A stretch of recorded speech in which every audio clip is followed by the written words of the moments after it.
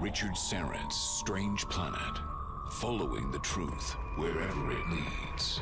Exposing evil and corruption and the secret machinations of powerful elites. Revealing the high strangeness beneath the surface of our supposed reality. Coming to you from the Great White North and his studio beneath the stairs. Here's Richard. Welcome to the Audio Imaginarium. Come on in, weary traveler. Hang your cloak on a peg, grab a stool, and come gather around the fire. There are stories to be told, and you are among friends. Dr. Gary Chiang is standing by, the author of The Holy Shroud of Turin, a genuine artifact of the resurrection of Jesus Christ, and we will get to that in just a few moments. Some programming notes. If you haven't already, please take a moment and subscribe to the YouTube channel. It's The Conspiracy Show with Richard Syrett. And again, we've set a modest goal of 10,000 subscribers sometime in 2017, and, well, we're getting there, slowly but surely, and only you can put us over the top. So again, hit the subscribe. Again, the YouTube channel is The Conspiracy Show with Richard Syrett. Albert is not here tonight, but our good man, Ian Robertson, is in the house on the other side of the glass. And I should also note that we are going to go 2 hours, the entire program, with Dr. Chiang speaking about the Holy Shroud of Turin. Let's see, coming up in the following week, next week on the program, Donald Jeffries. Donald has been with us several times in the past. The last time we had him on, he was writing about the hidden history of America, which was an interesting book. The foreword was written by a very interesting character in American politics, and that would be Roger Stone, who is a close friend and kind of an informal consultant to the President, Donald J. Trump. And then the second hour of that evening, I'm not sure what we have. It might be open lines. I'll have to look into that. In any event, let us get to it. I've said this many times, and I think I'm on pretty firm ground. It is arguably the most studied artifact in human history. And I'm talking about this remarkable piece of linen, a length of linen cloth, known as the Shroud of Turin, which appears to bear the image of a man believed by hundreds of millions of people around the world to be the burial shroud of Jesus of Nazareth. Now, it has, as I say, been studied and studied and studied, perhaps most famously in the late 1970s by the Shroud of Turin Research Project, or STURP. Then in 1988, there was 3 carbon-14 dating tests performed, and the scientists were saying, case closed. The carbon-14 dating points to somewhere in the Middle Ages, maybe around 1300. And for many, that was the end of it. But, well, as we're going to find out in the next couple of hours, not so fast. There could be a problem with that carbon-14 dating. In any event, is the Shroud of Turin, in fact, the authentic burial cloth of Jesus Christ, bearing evidence of an actual physical resurrection, or is it a medieval forgery? That's where we're heading for the next 2 hours. We're going to do so with Dr. Gary Chiang, the author of The Holy Shroud of Turin, a genuine artifact of the resurrection of Jesus Christ. Dr. Chiang, welcome back to The Conspiracy Show. How are you? I'm doing very well, Richard. Great to be here. Your first encounter with the Shroud of Turin, this goes back to the 1990s, and again, yes, it is. Your background in science is biology, correct? Yes, it's biology. It's actually neurobiology, of looking at simple organ systems in order to decipher essentially how the human brain works. Okay, so you heard a lecture in the 90s on the Shroud, and you weren't you were kind of skeptical, I'm guessing. Well, actually, no, I was never skeptical of it. I was actually somewhat, because I've never heard about it before, I was sort of taken back and bewildered, but also very pleased to know about it. It certainly was something that resonated with me, and I really appreciated the lecture that I had actually listened to. But the lecture was involved, or was part of, a Faith and Science International Conference at Redeemer University. And one fellow was talking about the shroud, because obviously the shroud intersects faith and science. But a lot of the talks were essentially philosophy talks or theological talks. And this fellow named Thaddeus Tren gave a talk that, to me, was really an eye-opener, because, first of all, I've never heard of the Shroud of Turin, and secondly, I never realized the significance of it. And so that piqued my interest, and it's been like, he introduced it to me. He had his own preferences and his own perceptions of what it actually was. But it was years later when I finally looked more closely into it that it actually opened up a whole new world for me. One of the things, I'm not sure if this is what Thaddeus Tren said, but a number of scientists have said that when we're talking about the resurrection and the shroud and the historical figure Jesus Christ, yes, we're stepping outside the natural world, we're getting into the supernatural, and this is something that science is not equipped to measure. Yeah, well, that's essentially what his talk was about. That was the that was unique about his talk in this Faith and Science conference. Faith and Science since then has really taken off as a discipline on its own. This was back in the early 1990s, and these days, faith and science is a very, very hot topic in many universities. But in these faith and science talks, it's really trying to get ways of accommodating, I guess, science into the theology. And really, science has the upper hand, and you need to reinterpret theology to fit science. As you know, I'm not of that bent, but what Thaddeus Tren was trying to show people is that it's very difficult for science to deal with something like this, because the best explanation for it is a supernatural event. And science just doesn't go into the supernatural. Well, as it turns out, there are a lot of things, countless things to measure on the Shroud. But for those not familiar with the Shroud, and as you mentioned, in the early 90s, you had barely even heard of it. I'd never heard of it. Right. That was the funny thing. I was like, trying to remember how old would I have been about then? I'm in my early 30s back then. Right. So, but for those not familiar with it, give us a thumbnail sketch of what this linen cloth housed at St. John the Baptist Cathedral in Turin, Italy, looks like. Yeah, well, it's essentially a rectangular sheet, linen cloth. It's about 3.5 feet wide and about 14 feet long. So it would resemble, a long, narrow tablecloth to put on a long rectangular table. That's what essentially it looks like. And other than looking very old and stained, the most significant thing about this cloth is that it has on it the photographic image of a human body, both the front of the body and the back of the body.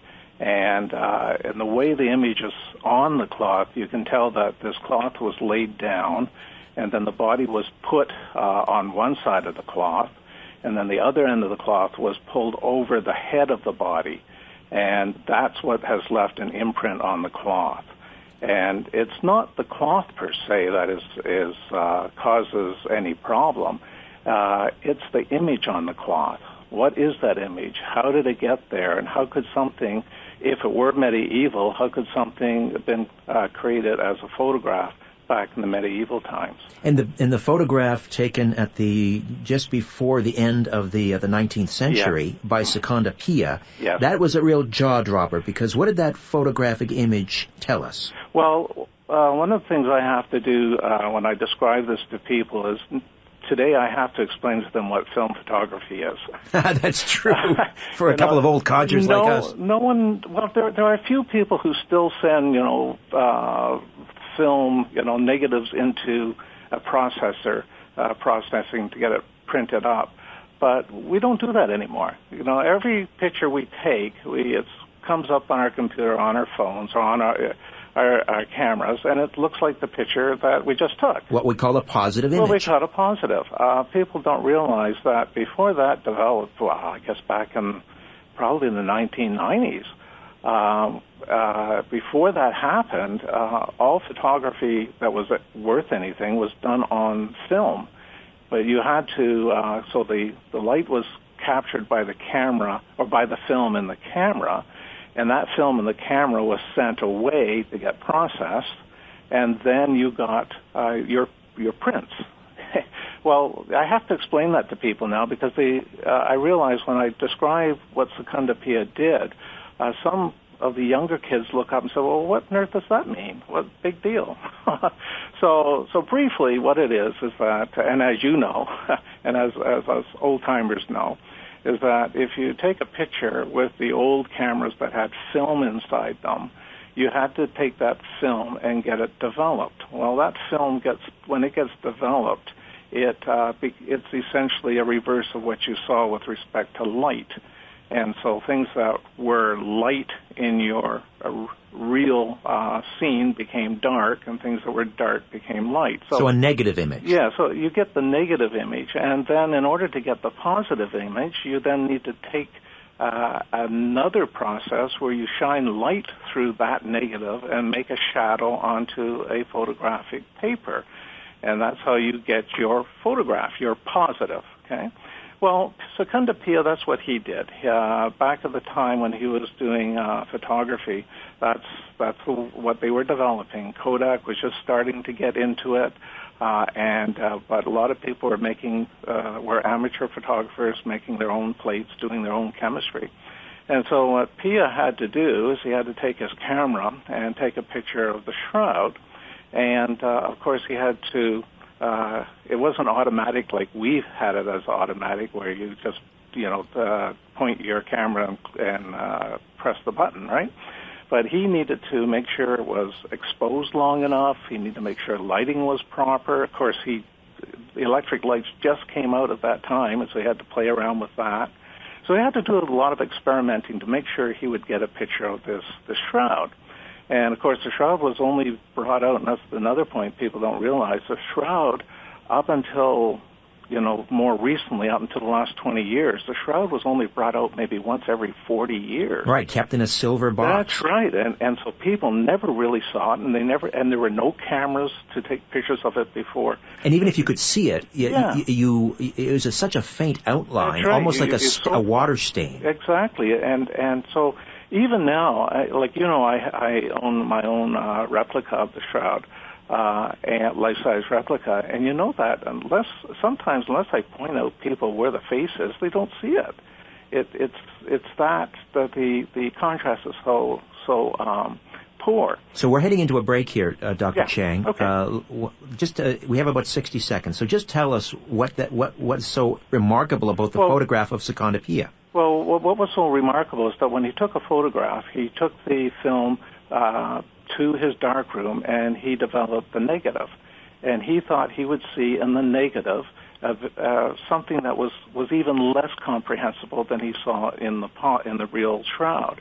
But as he was looking at his film developing, instead of a negative, he actually saw the full, very recognizable, distinct image of a positive print. And so he knew immediately that the picture he had taken of was not a painting, but had to be a photograph of some sort. And he was absolutely bewildered. And that means that the image on the shroud is actually a negative image. Yes. And there's no way anyone, even today, could have painted it. Let alone in 1350. Yeah. We'll come back with Dr. Gary Chiang, a professor at Redeemer College in Ancaster, Ontario, Canada, the author of The Holy Shroud of Turin, a genuine artifact of the resurrection of Jesus Christ. The truth goes through 3 stages. First, it is ridiculed. Second, it is violently opposed. Third, it is accepted as self-evident. You're listening to Richard Syrett's Strange Planet. And we are back with Dr. Gary Chiang, The Holy Shroud of Turin, a genuine artifact of the resurrection of Jesus Christ. So we were talking about the photograph of Secunda Pia, which demonstrated, and this is back in the late 19th century. It was 1898. There you go. That the image on the shroud is a negative image, very difficult. Which means it was a photograph of some sort. Right. So, let's go back to 1978 and Okay. The Shroud of Turin research project, STURP. Tell me about some of the tests they did. I mean, they were using equipment developed by NASA. They did, you go to the website that Barry Schwartz has put together. Barry Schwartz was the official photographer of the event. He was a very young man at the time, and he now has a website that shows all this information. They publish a number of scientific papers on it. They used all sorts of different photographic techniques, different types of cameras. They did everything they could, except they did not touch the shroud. But before they had access to it, the same event, another fellow by the name of Max Fry had a chance to take sticky tape samples from the shroud. In fact, when he was doing that, the Americans were horrified because here was a guy actually touching the thing. Right. And there's a famous photograph where Jackson of the American team was prevented Fry from actually getting at the shroud, and so eventually they came to an agreement that he could take these sticky tape samples, but he couldn't touch the face. But the Americans were extremely careful. They didn't. When they did touch it, there was a very light touch, but most of their stuff was on photographing it. They took some fibers for chemical analysis as well, so they were allowed some small fibers for doing that. And so essentially, what they were doing was trying to prove that it was a fake. That's what all of them were trying to do. Even Barry Schwartz figured that he would go there, take a few pictures of the brush marks and showing that it's a fake, and then come away. All of them were dumbfounded that they could not find anything that would show that this was a fake in any way, and they did a lot of different tests. And as I said, it's something that, unfortunately, when you look at it in hindsight, they were scientists, and what they were looking for was something to say that this thing was a fake. They couldn't find anything. In fact, they found more evidence to show that it was authentic. And because they couldn't say it was a fake, they really didn't admit to saying anything about it. That was the odd thing. And instead, what they did was to leave the impression that it still required tests in order to find out what this is. And, of course, all that sort of led towards the carbon dating in 1988. Right. Now, let's just put the artifact or the relic in some historical context. Okay. We have a length of linen cloth about 14 feet. Yes. Is the weave, it's a herringbone weave, is that consistent with the burial rites of, let's say, 1st or 2nd century Jerusalem? Yes, it's consistent. Everything historical, everything physical about it is historically correct. And so that type of weave, is it specific to that region and time period? From my understanding, it's not completely specific. It's not something that would say, yes, it is definitely that cloth, but there's nothing that would say it can't be. All right. Okay, I mean, I know that's sort of beating around the bush, but the only thing that actually verifies that this thing is the actual berry cloth is not the cloth itself, it's the image on the cloth. Right, and we will get around to that. Yeah. In fact... But there are some people who say that maybe, it shouldn't be what it is, but then when they look at it even closer, they find that, no, they were wrong. It actually is what it's supposed to be. And so what I would would say that the forensic evidence or even the archaeological evidence suggests that it would have originated from the Palestine region. All right. So let's talk about the forensics. Let's talk about, and you mentioned this replica that you have, and I have seen it myself, and it's quite remarkable. And you pointed out all the various the wounds and so forth. Let's talk about the forensics, the wounds on the body, and how they would correspond to the gospel accounts of the crucifixion. Well, the wounds on the body were first really looked at by a individual called Vignon.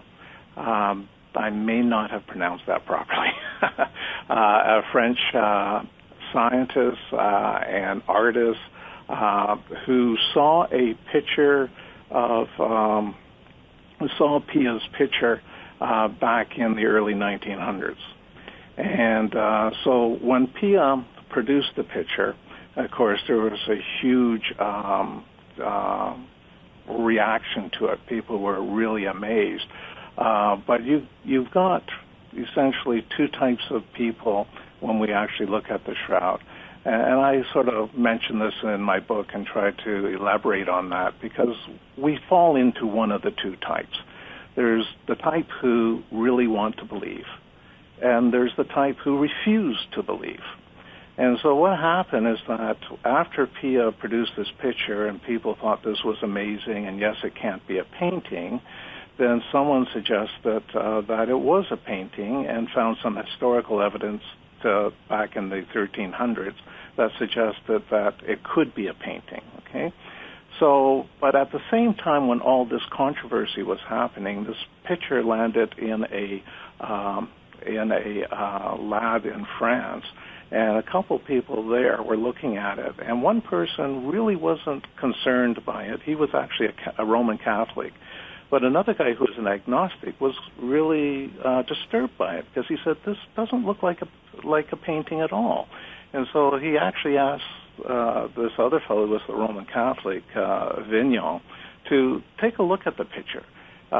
Look at the wounds. If this is a painting, a painter would have somehow made a mistake, and something would not jive with what we know about anatomy and what we know about torture and injury.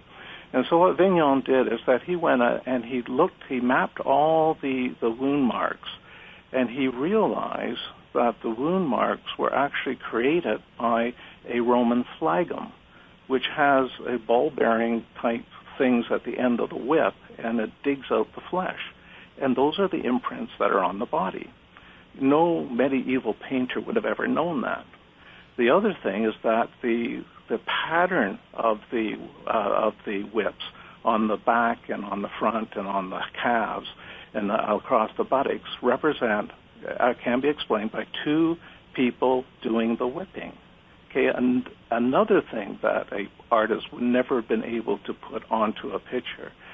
Another thing that he noticed is that the blood stains that go down the arm in the photograph, these blood stains don't run all the way down the arm. Like if you look at where the wrist is and you've got a blood stain at the wrist, the blood stain then disappears and then is picked up again on the forearm.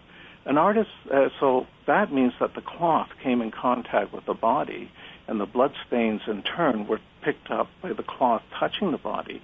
But in the places where the cloth didn't touch the body, the blood stains weren't picked up.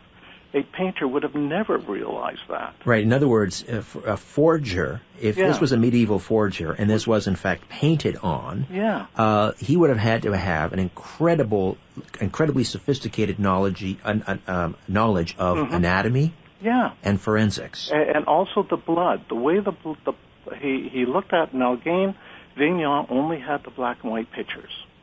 And they were the first pictures ever taken, so they weren't, your top quality picture. But he can look at the picture and he can look at the pattern that the blood stain made. And the blood stain in the picture made exactly the same pattern a blood stain would make on a piece of cloth. That blood stain pattern cannot be reproduced by paint. And talk to me about the puncture wounds around the head and the significance of those. Well, the puncture wounds around the head appear to be could be explained by by a crown of thorns being placed. Now, with respect to the bloodstains around the head and the actual appearance of it, I mean, an artist would have known that anyways. An artist could have probably put that in, but it's the actual shape of the bloodstains. The bloodstains aren't created by paint; they were created by blood, and that's what Vignon showed. Another thing that Vignon showed became known as the Vignon markings, and he was not just a student of anatomy and physiology. He was also a well-established painter, and he had his paintings displayed in Paris art galleries.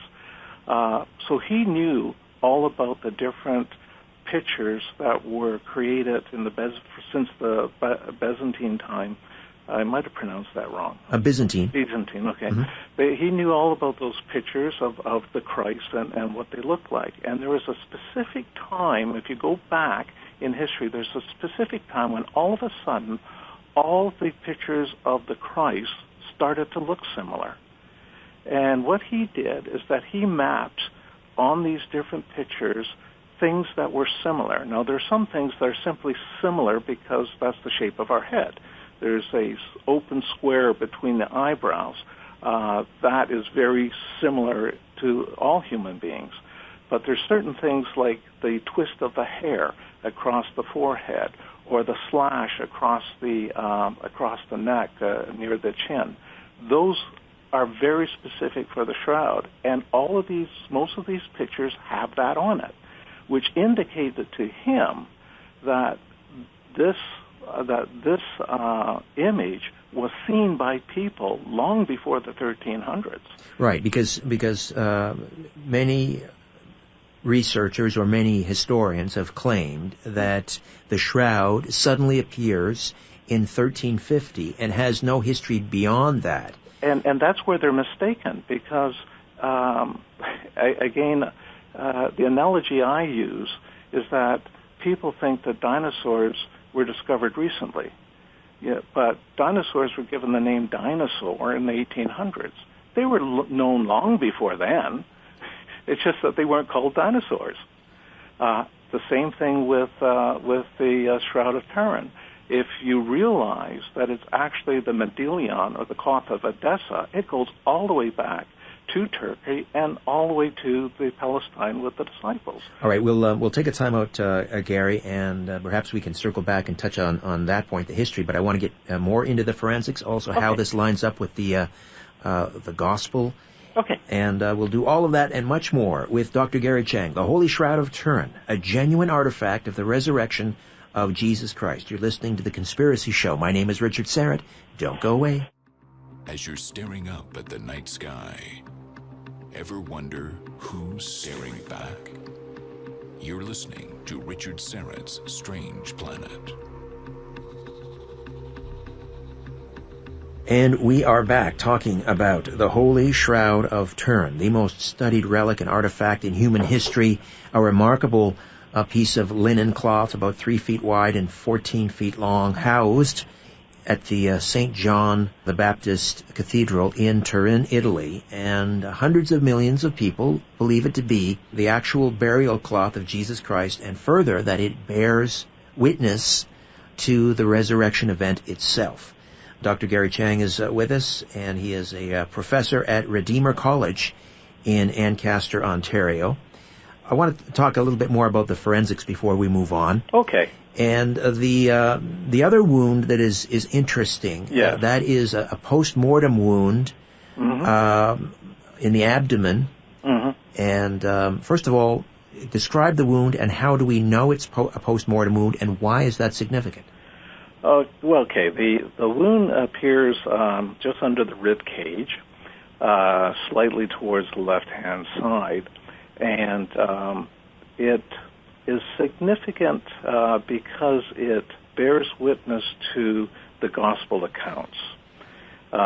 When Joseph of Arimathea asked Pilate for Jesus' body, Pilate was actually a bit confused because Jesus should not have died so soon. And so he sent soldiers out to make sure that Jesus was dead. And one of the things that is done in order to ensure that your crucified victim is dead is that you take a spear and you plunge it in under his rib cage towards his heart. And in the Gospel of John, that is what the soldier is described as doing. And out from the wound came water and blood. And so that spear wound in his side. Again, I'm a little bit confused. It's near where the heart is.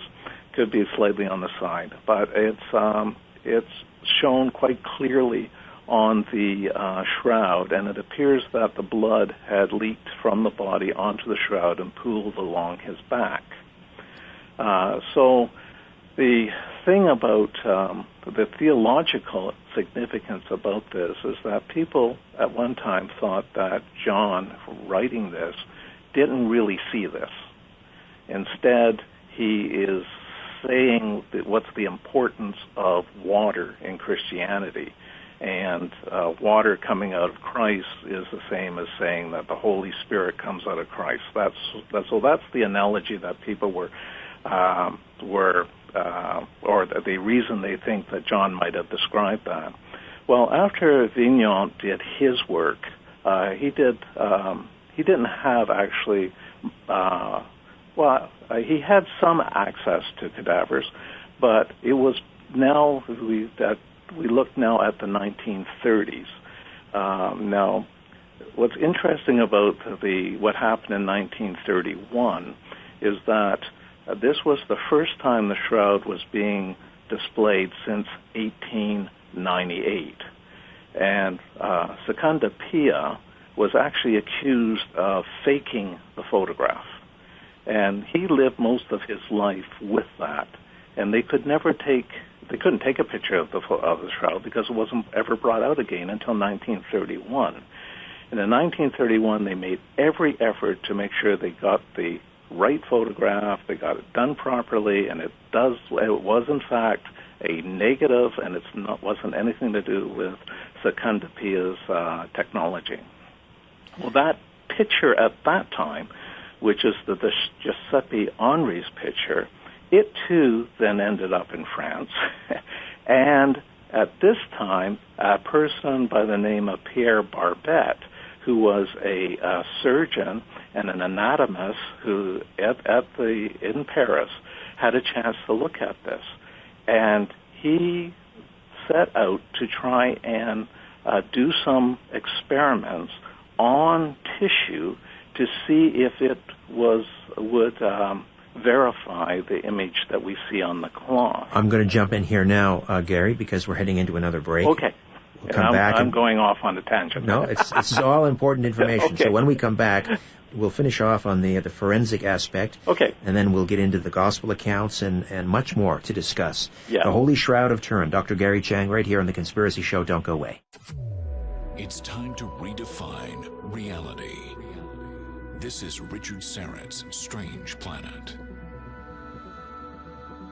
We are back with Dr. Gary Chiang, and just a reminder, he'll stay with us for the full 2 hours. The Holy Shroud of Turin, a genuine artifact of the resurrection of Jesus Christ. Back to the forensic evidence we were talking about. Of course, in the gospel account, the Roman centurion takes a spear and jabs Jesus while he's on the cross in order to make sure that he was dead. That he was dead. Yes. And so there was a second series of photographs taken in 1931, just to reconfirm Secunda Pia's photo that was taken in 1898. This photograph was taken to was it a French surgeon? This photograph then ended up in the hands of a French surgeon. Okay. Who was asked by a friend of his who was a Catholic priest if he would just take a look at it and tell him what he thinks. And his findings were what specifically and what about the wound? What we were talking about was the significance of this spear in the side and the flow of water and blood from the wound as described in the gospel. What the surgeon did, Pierre Barbet did, is that he actually took a cadaver of a recently deceased person, and he took a syringe, and he put the syringe in exactly the same place where the wound was, in the same direction the spear would have went.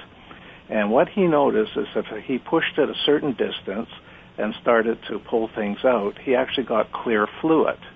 And he put it in any further, he actually got blood. And so he took a knife and he jabbed it, and what he got coming from this dead body was, in fact, water and blood. And so what John actually saw, or actually described in the Gospel of John, was what he actually saw. It has nothing to do with any theology about water, is that when the spear is plunged into a dead body at that point, what happens is it goes first through the pericardium, which surrounds the heart, and that's a clear fluid. And so it looks like water. And then as it goes further in, it cuts into the cavity of the heart, and then the blood comes out. So again, and there is evidence of this. Is this what they call vascular bleeding? It might be. But this mixture of what appears to be water, this clear liquid mixed with the blood. The clear liquid that came out came from the I guess, plasmas, which right. would lack the hemoglobin, which makes it red. All right, and they can do chemical analysis on the shroud and determine that that's real blood and that's real. Oh yeah, they've already done. In fact, it's not just they've done the chemical analysis to show that it is real human blood.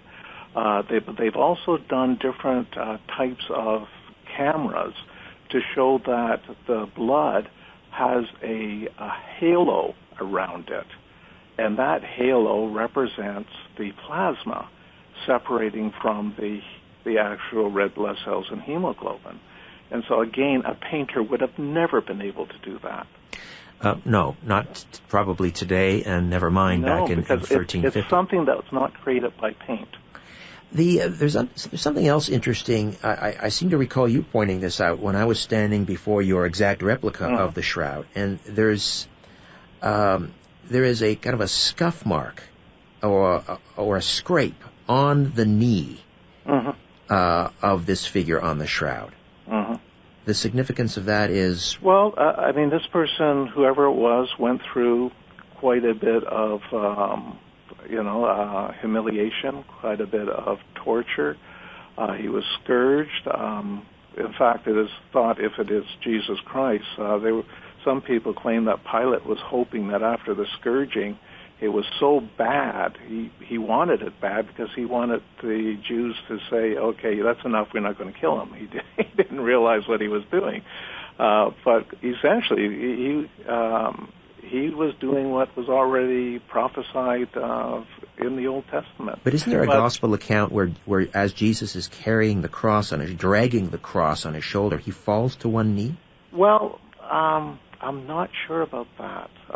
There is they did ask a fellow person who was in the crowd to carry the cross for him. So yes, there is the impression that obviously he stumbled. Right. Okay, all right. But there is so much that has been written into it as folklore that when, in fact, I described that in my book where I was surprised when I went to the Gospels to try and figure out exactly what the Gospels tell me, that they weren't saying what I thought they were, because I've heard the Easter story so many different ways and so many different times that you actually get muddled as to what really happened. For example, they talk about there's the traditional belief in something called the Veronica cloth, where Veronica stepped out and wiped Jesus' face. I mean, these are all part of the Stations of the Cross for the Roman Catholics, but not every one of them is actually part of the gospel. It's read into the gospel that it could have happened here or it could have happened there. But you've got to be very careful about this. So when you ask me the question, did he fall on his knee? Maybe he did, but offhand I would want to go back and to actually recount exactly what the four gospel writers are telling me. The stigmata wounds. Most artistic renderings of the crucifixion, of course, showed Jesus nailed through the hands, the palms of the hand. Right. Mm-hmm. But the wounds on the, there are no nail wounds in the hands. They are in the wrists. That's right. And they sort of come out the top of the hand. And this has been tested because we now know that a human body, if you were to be nailed through the hands, the nail would slip through the weight of the body is too much. The nails would slip right through. Those were the now Vignon had access to cadavers, and he realized if he nailed the hand to a board on a cadaver and tried to lift the cadaver up, it would simply tear through the fleshy part of the hand. It would have to go through the wrists. Right. Okay, so that was the one thing that they reasoned, but they didn't really get a chance to test it on things that were recently dead. It was Barbette in the 1930s who had access to recently dead people, or he had access to arms that had been recently amputated. So he really had real flesh he can work with. And so what he did is that he knew ahead of time already that putting it through the palm would not hold the body to a cross. In fact, anyone who would be crucified with their hands with the nail through the palm, they can simply pull their hand right off of that. And so it had to be fixed somehow. And the shroud shows that the wound goes through the wrist. And so he actually took these recently amputated hands or arms, and he drove a square nail, just like they would use for crucifixion, through the wrist. And what he was surprised to find is that he didn't break any bones. Instead, it made its way through a passageway. Of course, you have to force it, but it didn't break the bones. The bones came apart through the wrist, and it always came out in exactly the same spot on the other side of the hand. And so the Romans knew exactly where to find that spot when they're crucifying their victims and how to actually put it through. And Barbette did it on a number of different arms, and it always came out the same way. No matter how he tried to turn the nail, it always came out and went through the other side in exactly the same place where the wound on the shroud is. And this gets interesting because, again, this gets into the details of the forensics. And if it was a forgery, here's how much knowledge they would have to have on the. I guess would you call it the pectoral? You've got the dorsal image. Yeah. Then you've got the. Well, I would call it ventral. Okay. On that image, when you see the hands. Yeah. The thumb is tucked under. You don't see the thumb. Yeah, that's the thing that Barbette discovered because he was using tissue that was still living. And when the nail went through the wrist, it hit the nerve that caused the thumb to pull in towards the palm. And that explains why there's no thumb present on the picture on the shroud. Whereas all medieval paintings always show the 5 digits, always show the thumb. And so what happened is that when the nail was put into the hand, the thumb came across, the person died, and the thumb stayed stuck really into the palm. And so when they brought the hands down over the body and wrapped the body, the thumb was not exposed. Now, the presence of paint on the shroud. I mean, when people say that the image, it was simply painted, they've discounted that because the paint would sink into the fiber. That's right. This image is just on the upper, I guess, fibrils? On the very, very top fibrils of the fibers. It is very, very superficial. Almost as if it's been singed. Yeah, exactly. That's how they describe it. They describe it as a singe. It could be a burn. It could be an acid burn. Whatever it is, it's a very, very faint discoloration of the very top fibril. And if you remove that top fibril, underneath it, there's no image. And you can't do that with paint? No, but there are people who claim, Walter Macron was one such individual, who claimed using microscopes that he can see pigment fibers on the shroud. Well, The only problem with that is that there's an explanation for pigment on the shroud, and secondly, none of that pigment is associated with the actual image. The image, as you've already mentioned, is this coloration due to some sort of singe or burn. It's not paint. But there are people who believe that because they found some paint pigment on it, then it must be a painting. They are not looking at the shroud. They're looking at essentially paint pigments on the cloth. And the explanation for that is that whenever the shroud was taken out, there would be people who would paint or try to duplicate it because obviously they didn't have cameras to take pictures. And one of the things that they would do to impart the spirituality or the force or whatever from the shroud onto the painting, they would press the painting against the shroud. Sure. And, well, yeah, you end up getting paint on the cloth. Right, or if you had an icon, a painting, an icon, you would bring it and you want it close to the shroud, and some of that would invariably or inevitably. Yeah, and in the end, I just, in a sense, sometimes I get a little bit frustrated. And this is why I talk a little bit about people's attitude and how you fall into two camps. Either you want to believe or you refuse to believe. And those who refuse to believe that it is not a painting refuse to actually look at it. They don't look at the image. They look at these little fibers and say that, oh, look, it's got paint pigments on it, so therefore it's a painting. But look at the image. There's no way that thing could have ever been painted. Dr. Gary Chiang, a professor at Redeemer College in Ancaster, Ontario, the author of The Holy Shroud of Turin, a genuine artifact of the resurrection of Jesus Christ. He'll stay with us into the next hour as well. The image, as you mentioned, it's as verified by Seconda Pia, and then later in the 1930s another photograph. The image on the shroud is a negative image. Yes. But it's more than a negative image. It contains three-dimensional information. Now, we've got about a minute here before the break. We'll start talking about that now, and we'll carry on after the break. So talk to me about the 3D information. Well, people don't understand that because essentially, or they don't understand the significance of that because essentially we've got so much, special imagery in movies and things like that. But quite frankly, there is no way anyone can create a two-dimensional painting that can have in it three-dimensional information. That is an absolute impossibility.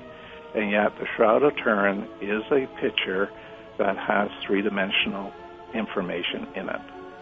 All right, there you have it. We'll come back on the other side. Dr. Gary Chiang stays with us, The Holy Shroud of Turin. My name is Richard Serrett. My website is strangeplanet.ca. Say hello on Twitter, @Richard Serrett. And as always, follow the truth. Richard Serrett's Strange Planet. Following the truth wherever it leads. Exposing evil and corruption and the secret machinations of powerful elites. Revealing the high strangeness beneath the surface of our supposed reality. Coming to you from the Great White North and his studio beneath the stairs. Here's Richard. However and wherever you're listening, I bid thee the warmest of welcome, and I thank you for your fine company. Dr. Gary Chiang from Redeemer University in Ancaster, Ontario, stays with us, and we continue to delve into the most studied artifact in human history, the Holy Shroud of Turin, a genuine artifact of the resurrection of Jesus Christ. Before the break, we were talking about the image on the shroud, and not only is it a negative image, it also contains three-dimensional information. So what does that mean exactly? How do we know that? We know that because there are two things you can do with this. Computer technology has really advanced since the 1970s, but in the 1970s there was a special type of image analyzer called a VP8. And this image analyzer actually took electronic information from the space probes that were sent out into space and they could then take that electronic information, send it back to Earth, and this VP8 analyzer was able to make a three-dimensional image from it because of the information, the electronic information that was sent back. So keep in mind that the VP8 is taking electronic information that has within it three-dimensional information. So it's not taking a picture. Instead, it's taking information about what the probe sees and converts it into a picture. So you cannot take a VP8 analyzer and put into it the picture, any picture, and expect to see it analyze and duplicate it as what that picture is. It's always distorted. Right. In other words, a photograph or a painting is two-dimensional. It only has two-dimensional information. So we can see a photograph, and we know from our experience what depth is, and so we can interpret the photograph as we interpret the world around us. But there's only one photograph that's ever been created that actually you put through a VP8 analyzer, and it comes out with a three-dimensional image of the human being. And that's the picture on the shroud.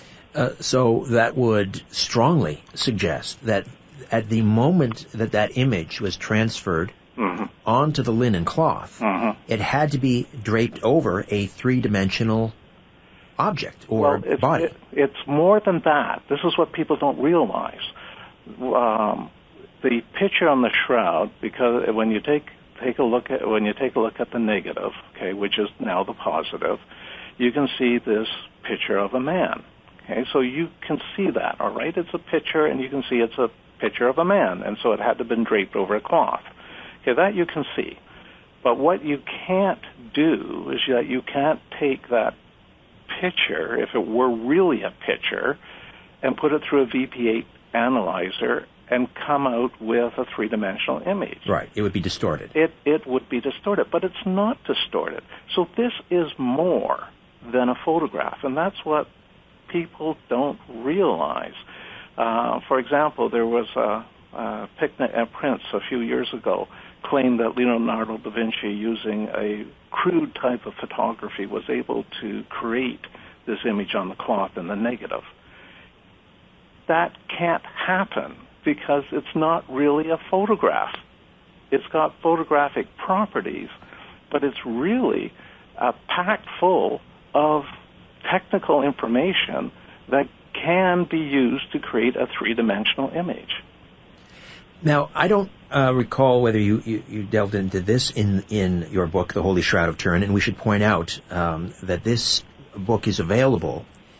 You can order it. Just go to www.custance.org, Custance.org, and that's the Arthur Custance Center for Science and Christianity. Again, it's www.custance.org, Custance.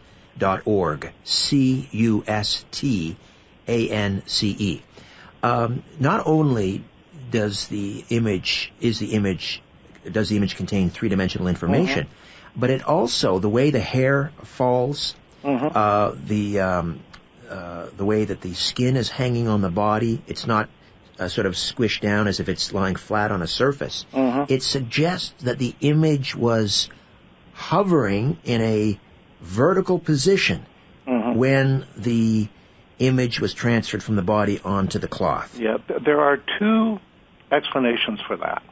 One is the hovering explanation, which is promoted by a physicist in Europe, and that's a more recent one. Another is Jackson's suggestion that as the body dematerialized, the cloth fell through the body, and that would give the same explanation. So, I mean, what we don't know, what you are doing right now is we're speculating. Okay, we are saying, okay, it is real, so therefore let's speculate as how it could have been created. Now, I just wish that people could get past that so that we can do this. But most people can't even get to the point of saying it's real. Right. Despite the overwhelming forensic evidence, Yes. the anatomical evidence, Yeah. even the field of botany Mhm. enters into this because, well, tell us about the pollen samples. Well, the pollen samples, unfortunately, is really now lost information because the person who was dealing with all that died before he could get everything together, which was unfortunate.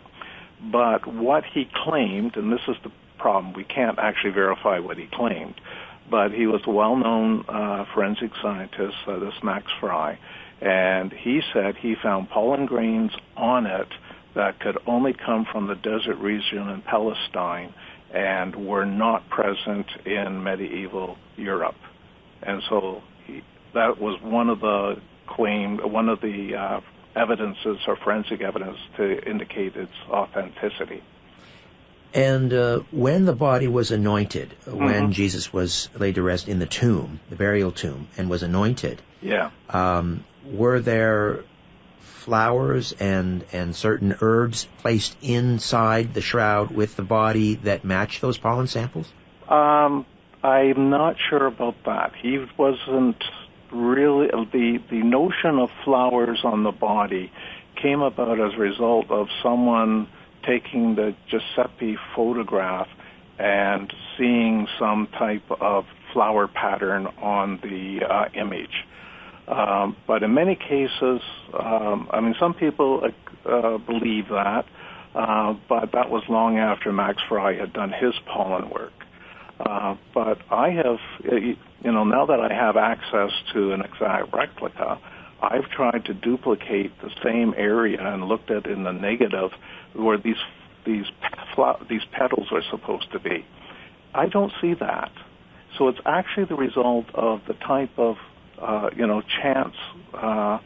chance precipitation of the silver grains in the Giuseppe negative that gives the impression that, oh yeah, this could be flowers, or these could be coins over his eye.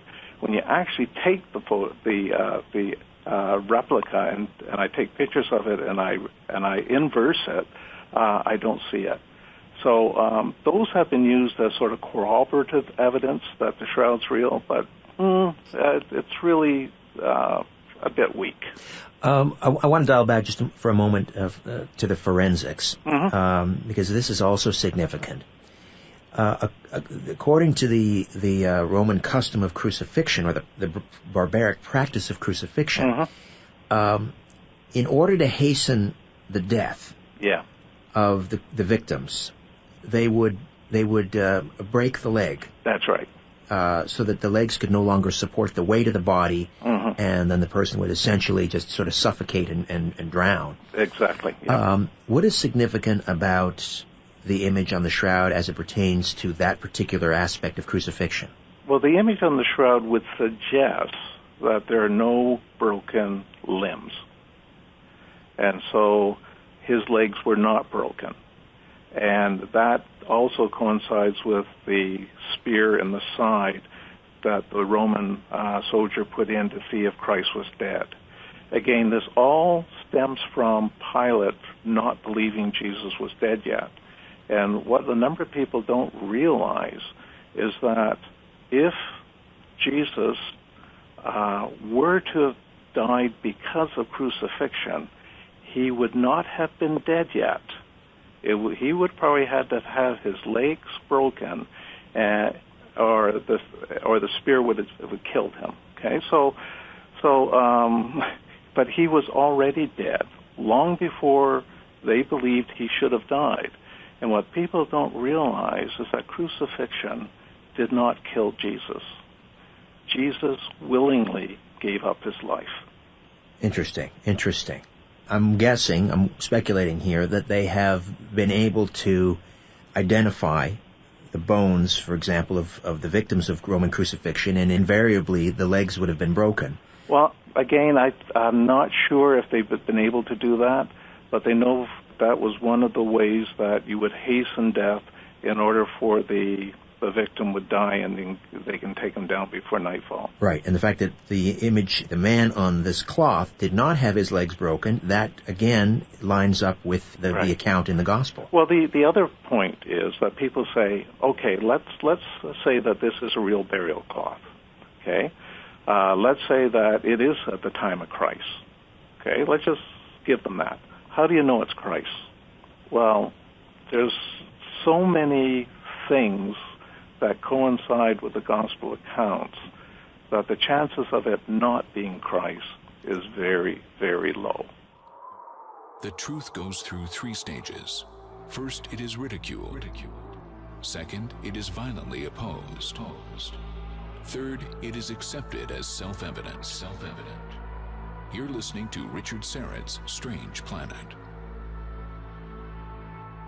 We are back with Dr. Gary Chiang from Redeemer University, the author of The Holy Shroud of Turin. And again, if you'd like to pick up a copy, go to www.custance.org. And Custance is C-U-S-T-A-N-C-E. C-U-S-T-A-N-C-E.org. And that's the Arthur Custance Center for Science and Christianity. And just go onto the menu, and there's an online a bookstore. And we've also linked up to that on my website. Just go to strangeplanet.ca and go to the radio page. And you'll find Dr. Chiang's name there under our guest, and just click on that. That'll take you right to the book. All right, we've been talking about forensics. We've talked about anatomy. We've talked about the historical record. We've talked about the accounts in the Gospel, all pointing to this being the actual burial cloth of Jesus Christ. Mm-hmm. And you were mentioning that people might say, okay, so it's from the 1st century A.D., so it's the image of a crucifixion victim. Yeah. Why does it have to be Jesus Christ? Let's say, for example, and I believe someone has suggested this, someone took a dead body, right. They actually put it through the rigors of a crucifixion, and then they laid it on this cloth. First of all, the person had to be alive, or else it wouldn't show up what showed up on Christ. The person would have actually had to be killed by crucifixion, which is not a nice thing to do. No. There's something else in terms of corroborating evidence. Mm-hmm. And in the Gospel accounts, they place kind of a napkin, a cloth napkin, over the head of Jesus while he's still on the cross, just before they take him down. Mm-hmm. Talk to me about the significance of this folded napkin. Okay. You did read that part of the book? Yes. To me, that was probably the most fascinating thing that dawned on me. In, again, the Gospel of John, which gives you the most detail of what happened at and after the crucifixion, suggesting that John himself was part of all this. What it states there when they came back on Easter morning and found that the tomb was empty is that John mentions that the napkin or face cloth he found folded and put to the side, but the grave clothes were still left there. He made special mention of that, which has always puzzled people. Why would John make mention of that? Well, there are a number of reasons that people have given, and one of the reasons, believe it or not, is that, and this is believed by a number of Protestant Christians, is that John was telling people that the shroud was a fake. Believe it or not. And so this was something that's always been a bit of a hurdle for me when I'm trying to convey to Christians, Protestants primarily. Catholics have no problem with it. But Protestants that, this is the actual real thing. Well, what they say about this napkin is that the napkin was supposed to be put over Jesus' head. And it's very typical when you're taking the body down from the cross, you're going to wrap the head with this cloth because you don't want to look at the face of a dead person. And then the body is wrapped, and then it's taken and buried. And so what is not mentioned in the Gospels is what happened when they brought this body, and they were in a real hurry, okay, and they brought this body to this temporary tomb. He was not going to stay there. They're going to move the body, in all likelihood, to the family tomb. Who knows? Maybe he would have been taken to the tomb that they put Lazarus in. And so this was all just preliminary. This was all temporary. The wrappings and everything was all temporary, and all that was done at the foot of the cross. even before they moved the body. Now, that's one of the things I thought was interesting, is that I always thought the body was wrapped in the tomb, but the body wasn't wrapped in the tomb. It was wrapped at the foot of the cross. Then it was taken to the tomb. Okay? If the body stayed wrapped, we would not have the image on the cloth. So if the shroud is real, that body had to have been unwrapped at the tomb. And it had to be left there waiting for it to be rewrapped when the women came back later on. Mm. And a lot of people don't realize that the body was actually unwrapped by the men and laid across this cloth in order, and in such a state that the women could come back in and rewrap it properly. Right. So what had happened is that I believe John took the cloth off the head and folded it and put it to one side. Of course, it had to stay in the tomb because it had blood on it. So anything that was associated with the victim had to stay with the victim. And so John put this headcloth and he put it to one side. And when he came back at the resurrection morning, he saw this cloth still to one side, and he makes special mention of it. Now, many Protestant Christians say that that cloth was on Christ when he resurrected, and that's the mistake they're making. It wasn't on Christ. It had already been removed. Right.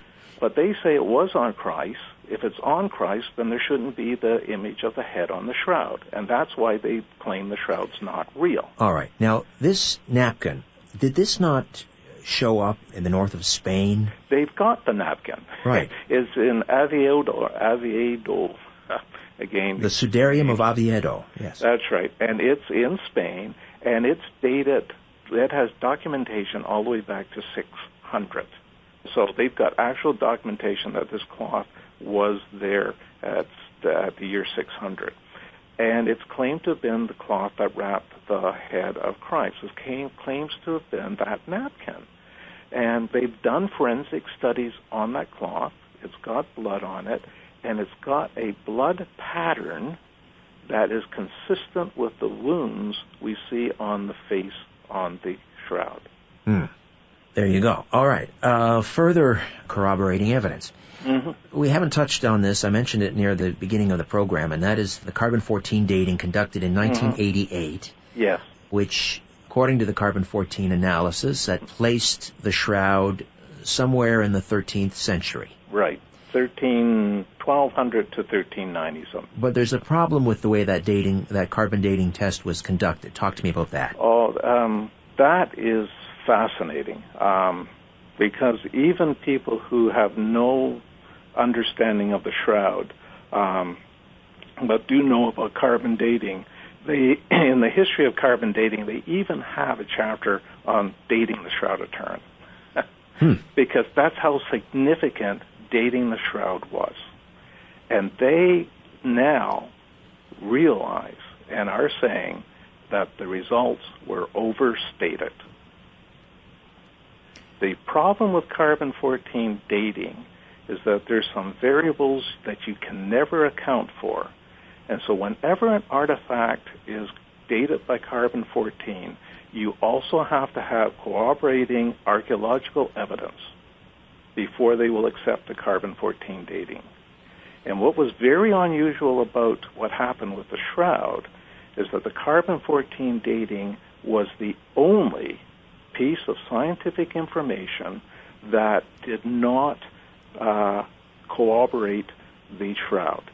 So if you've got a sea, an ocean of positive results, and you've got one little drop which is negative, you, as a scientist and as any level-headed person, you would question that negative result.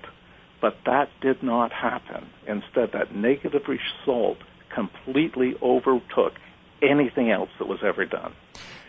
It wasn't until 2005 that they found out why it did not agree with all the other evidence. And the simple answer is they did not follow protocol. They did not follow the planned procedure that was agreed by everybody. Instead, the two people left that had the responsibility of cutting the cloth did not cut where they were supposed to. In fact, they argued for almost 2 hours while people were waiting for them to cut it, until finally someone cut it. And they took the sample from the worst possible place you could ever take it. It was taken from a piece that was damaged, that was already ripped from a previous sample taken, and in hindsight, they actually took it from a piece that was a rewoven, mended area that was rewoven back in medieval Europe. Because the shroud had been damaged in a fire. Oh, that has no bearing on it? That wasn't it. This was the wear and tear of it when people were holding it. Okay, but it was along the edge. But it was a patch job. It was a patch job, but it was a very, very good patch job. In fact, what they had done, and the people who were doing it, when they patched it, they did not use pure linen, because linen will not stain, and so you can't dye it. And so what they did is they mixed it with cotton. There's no cotton on the cloth except at this area. And they mixed it with cotton, and they stained it to look like old, and they put a mordant on it to fix the stain. Those chemicals appear nowhere else on the shroud. Ah. And are we expecting further carbon-14 dating to be conducted on an appropriate section of the shroud at any point? No. And the reason for this is that in 2002, the Vatican permitted in secrecy a complete restoration of the shroud, at which point, even though the textile experts who completely cleaned it and completely restored it, they removed wrinkles, they removed marks, and they made it whiter. And now it's stored, it's not folded, it's actually stored, splayed out in a huge glass enclosed case, which has inert gas in it. Essentially, when that was done, that removed the shroud from any more physical examination, because any physical examination could always be argued, for instance, that if there's too much carbon-14, you added it to it when you preserved it, or if there's not enough carbon-14, then you got rid of it when you preserved it. We've got about 2 minutes before we head into another break here. Yeah. Is the DNA in the blood on the shroud intact? Could they test the mitochondrial and the nuclear DNA? No. No. And if they did, I would be suspect. Yeah. Because if they could, the mitochondrial DNA should show, obviously, that would show the maternal side, the mother, that would be Semitic. But then there's a problem with mitochondrial DNA, and we can't get into that now. That's my other book. All right. But here's the interesting point, though. The nuclear DNA would have to be undetermined because, he he wasn't fathered by man, right? Well, we don't, he was still fathered. There still had to be something that triggered the development process from the zygote. Ah, okay. Let's take another time out, come back. Okay. More to come on the Holy Shroud of Turin with Dr. Gary Chiang from Redeemer University. My name is Richard Serrett. Don't go away. As you're staring up at the night sky, ever wonder who's staring back? You're listening to Richard Serrett's Strange Planet. We are back with Dr. Gary Chiang from Redeemer University, the Holy Shroud of Turin, a genuine artifact of the resurrection of Jesus Christ. And again, if you'd like to order a copy, you can go to the website www.custance.org, CUSTANCE.org. That stands for Arthur Custance, the Arthur Custance Center for Science and Christianity. How is this book being welcomed by your peers? And I don't mean necessarily your peers at Redeemer University, which is a Christian university, but your other peers in the scientific community. Well, it's interesting. This book is what you actually have is a sort of a pre-publication copy, and that's what we're selling right now. And I do have someone in Florida who's looking at promoting it in a large way. But it has, believe it or not, a lot of people have ordered it because of the interest, and I'm getting a lot of very positive feedback. Again, people are divided into two groups. Those who want to believe, and those who want to believe really think this is a fantastic way of looking at it. What role does this artifact, this relic, have in your faith? At the time, you said in the 90s you hadn't really heard of it. Yeah. I'm not sure where you were in terms of your spiritual development at that point. I'm a bit unusual, although don't think I'm all that unusual. My spiritual experience came alive when I was about 14, when I got the baptism of the Holy Spirit with speaking in tongues. Long before I knew any theological reason why it shouldn't happen. Right. And that just brought it alive. It's like I knew about Christ, but now Christ was in me. It was just fantastic. And anyone who's experienced that, I think people in the Alpha program, that's a very familiar program that people go to these days. The Alpha program, they actually get, very staid Presbyterian Anglican people actually speaking in tongues and jumping up and down for joy. It's not something that the Pentecostals will have monopoly over. And that's really awoken my spirituality. And I've had absolutely, and I say absolutely, no doubt whatsoever in my assured salvation through Jesus Christ and my personal experience with the Holy Spirit and the spiritual world. So with that, I went into science. And some people think, science is a different different way of looking at things. But for me, it just made my spiritual experience even more astounding. And when I saw this cloth and I started looking at it, it does not, in a sense, it really, if it were fake, it would not affect me. Okay, but it's not fake, and it's a really exciting thing to look at and to wonder about, and to now try to envision what does it mean then for us to become like Christ. Are we going to change like he did? Are we going to have physical bodies like he did after the resurrection? I think we are. And I think this is just the beginning of the whole experience that's just going to last forever. So for me, it's fantastic. Why doesn't the Vatican make a bigger deal about the Shroud of Turin? They don't really come out and say this is the actual burial cloth. Because many of them don't believe it is. Oh, really? Yeah. It's like I just talked to you about my experience with the Holy Spirit and speaking in tongues. I know Christians who think that's from the devil. Right. Okay, so, everyone's different. And God deals with people in different ways. And with me, this is how he dealt with me. I just think the shroud is real. I think it's the gospel message. I think it's God's love to us. And quite frankly, Islam doesn't get it. Right. We just got about a minute and a half here. I want to ask you a couple of quick questions. One that has been a stumbling block for many people is in the Bible, no detailed description of what Jesus looked like. Mm-hmm. I think it refers, that he wasn't an extraordinary-looking individual.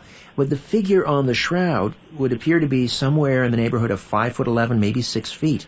I've heard that complaint before, and the answer to that is that was average height at that time. It was? Okay. Yeah, apparently. All right. And then secondly, very quickly, before we head into the break, the length of his hair. We know that Paul talked about long hair on men being an abomination. Mm-hmm. Yet this figure has long shoulder-length hair. Yeah, that's because Jesus wasn't a Christian. Uh-huh. He was a Jew. True. He had long hair. Jews have long hair. There you go. All right. Yeah. Thank you for tidying that up for me, because that's been a stickling point for me as well. All right, we'll take another time. I'll come back and we'll talk about the energy burst. Okay. This is the physical evidence for an actual resurrection event that is recorded, encoded on this particular piece of linen cloth, the Holy Shroud of Turin, with Dr. Gary Chiang. Back with more in a moment here on The Conspiracy Show. It's time to redefine reality. This is Richard Syrett's Strange Planet.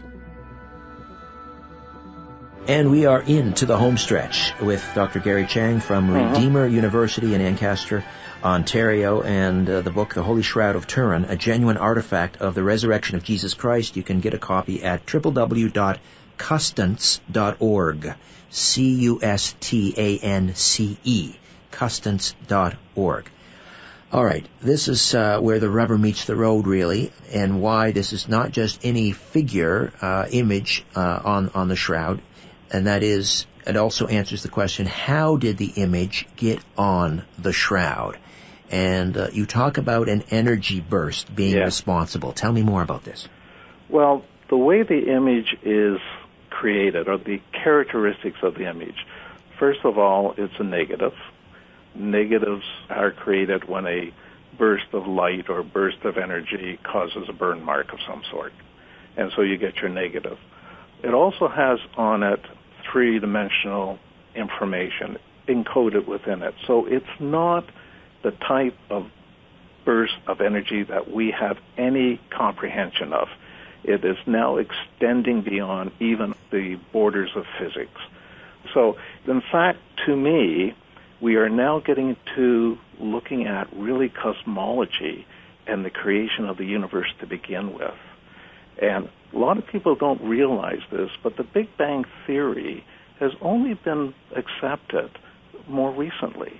The Big Bang has a lot of problems with it still, and yet a lot of people think it's the gospel truth. But again, it doesn't answer everything. So what we've got in this case now is the actual physical evidence of something that could have happened when creation first occurred. So that's, I think, is certainly worth looking into. But how did this image burst? Why would it happen? Well, in order to explain, at least from my perspective, I have to look at it both theologically and biologically. And so there are a number of assumptions I make that I say must be true. And essentially, to narrow it right down to the crux of the matter, I believe the body that Jesus had was free of sin, whatever that sin might have been, was free of sin. That's why he had to be a virgin birth, because anyone who's fathered by a male will not be free of sin. Okay, so sin travels through the sperm. So Jesus was not, his body was initiated by the Holy Spirit, so he was free of sin. But the development of that body was a result of consuming molecules and atoms and nutrients from a world that was sinful. And so Jesus Christ, although he was without sin, his body was made up of things that were essentially confined to this sinful world. That was overcome by his willingness to die on the cross. Again, a number of things one of the things people don't realize is Jesus Christ was not just the Son of God. Jesus Christ was God. In fact, some of his disciples left him when he said that. Right. Okay. So that's a sticking point. It's even a sticking point for some Christians. But Jesus Christ, the body of God, was lying in the tomb. He overcame the effects of sin, and when life returned to that body, it allowed the atoms of that body to now reconfigure, to now have a not only a morally sinless body, but a physically sinless body. And that change occurred at the very level of the very particle that essentially links us with the supernatural world, and it created a burst of energy that not only singed the cloth, but imparted to it three-dimensional information. And in order for this 3D information to be on the cloth, without distortion, is there any indication where this energy burst would emanate from? What part of the body? Would it be from every molecule in the body? It was very short distance, or else you would see the inside of his body as well. It was very light, or the entire image would have been blackened. So it would probably emanate it from every single molecule of his body, but of course only the surface ones had the energy reach out far enough to create the image. Is there anything that we can any way we can reproduce something like this in a laboratory? I think the closest we can get is holograms. Holograms. Yes, so it's actually a holographic image. Explain what that means, the significance of that. Well, for one thing, it could never have been painted. Right, to say the least, right. It could never have been painted. For me, Jesus Christ and the spiritual world is not just up there, it's right here with us. And things can flip in and out between the spiritual and the physical. And when that happens, there's often bright light associated with it. So when Jesus was on the mountain, he was transfigured. What did they describe? A very bright light. They couldn't even look at his face. When Moses was communicating with God on the mountain, it was a bright light. And when Moses came down, his interaction with God, the spiritual, his interaction, his face glowed so much they asked him to cover it. Right, right. So there is a physical link between the spiritual, or we call it the spiritual, but it's really the invisible world that is behind the visible world. I want to go back to the holographic image. Mm-hmm. My very limited understanding of a holograph is, if you were to take cut a little tiny piece of a holographic image, mm-hmm. all of the information in that little tiny piece, or all of the information of the entire image, is contained in that little piece. It doesn't matter how many times you cut the whole image into tiny pieces. All of the information of the whole is contained in each tiny piece. Well, that's interesting. I'm not really... I mentioned holograph because it looks like a holograph. Mm. In fact, if you got a copy of my book, yes, right here, and you look at the front cover, yes, that's a picture of my replica, taken at an angle. And you notice that it's very different to the picture face on. Right. It has a three-dimensional depth to it. Even when presented in a two-dimensional format. Right. Yeah, that is astounding. Was there some type of radiation associated with this resurrection event? Yes, there would have been some sort of radiant energy that was transmitted from the body, because that's the only way you can explain the image on the cloth. But this radiation would have probably been in no way related to the way we understand radioactivity today. Would there have been some sort of, nuclear reaction, like a fusion type event? I would say probably not, because as soon as you start describing it in that fashion, you're describing radiation in the terms that we understand radiation to be. But what we're probably looking at is something that has been described by many people, and also described in Scripture, where when any encounter with the Almighty God in this physical world, there's always some sort of radiation or light or energy associated with it. The Mount Transfiguration, when Jesus changed into a glowing figure that they had to cover their eyes, or the time when Moses came down from the mountain after he'd been in direct contact with God, his face glowed so much they asked him to cover it. So there is some type of interaction between the non-physical world and the physical world. Okay. Would this radiation be measurable? Could there be remnants of this radiation still in the tomb, still on the shroud? Probably not. I think it was very short-lived. I think that, and the reason why the image on the shroud is as pristine or as focused as it is because it's a very quick flash and dissipated right away. All right, so there's no more opportunity to test the shroud, as you have said. The Vatican essentially sealed it, so there will be no more carbon-14 dating. Is there anything then left to be learned about the shroud? Well, I think what we need to learn now is more about this image. It's the image on the shroud that authenticates it. It's not the cloth that authenticates it. And quite frankly, the carbon-14 is just one way of dating. They've actually used other ways of dating the fibers and found that they're as old as they should be. Okay, again, carbon-14 was done on a piece of cloth that was actually put into the shroud in the medieval England. So the carbon-14 was correct. They just used the wrong sample. But there are, I believe, a whole way of looking at the world differently. Right now, science has really confined themselves to what we see, to what we believe to be the physical world.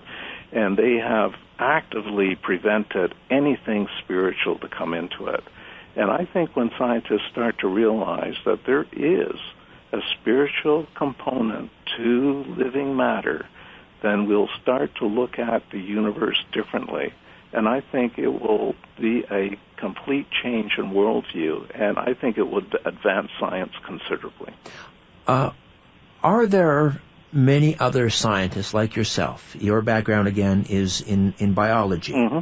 You have a PhD. Mm-hmm. Are there other scientists that are like-minded, that believe that the shroud is the genuine article?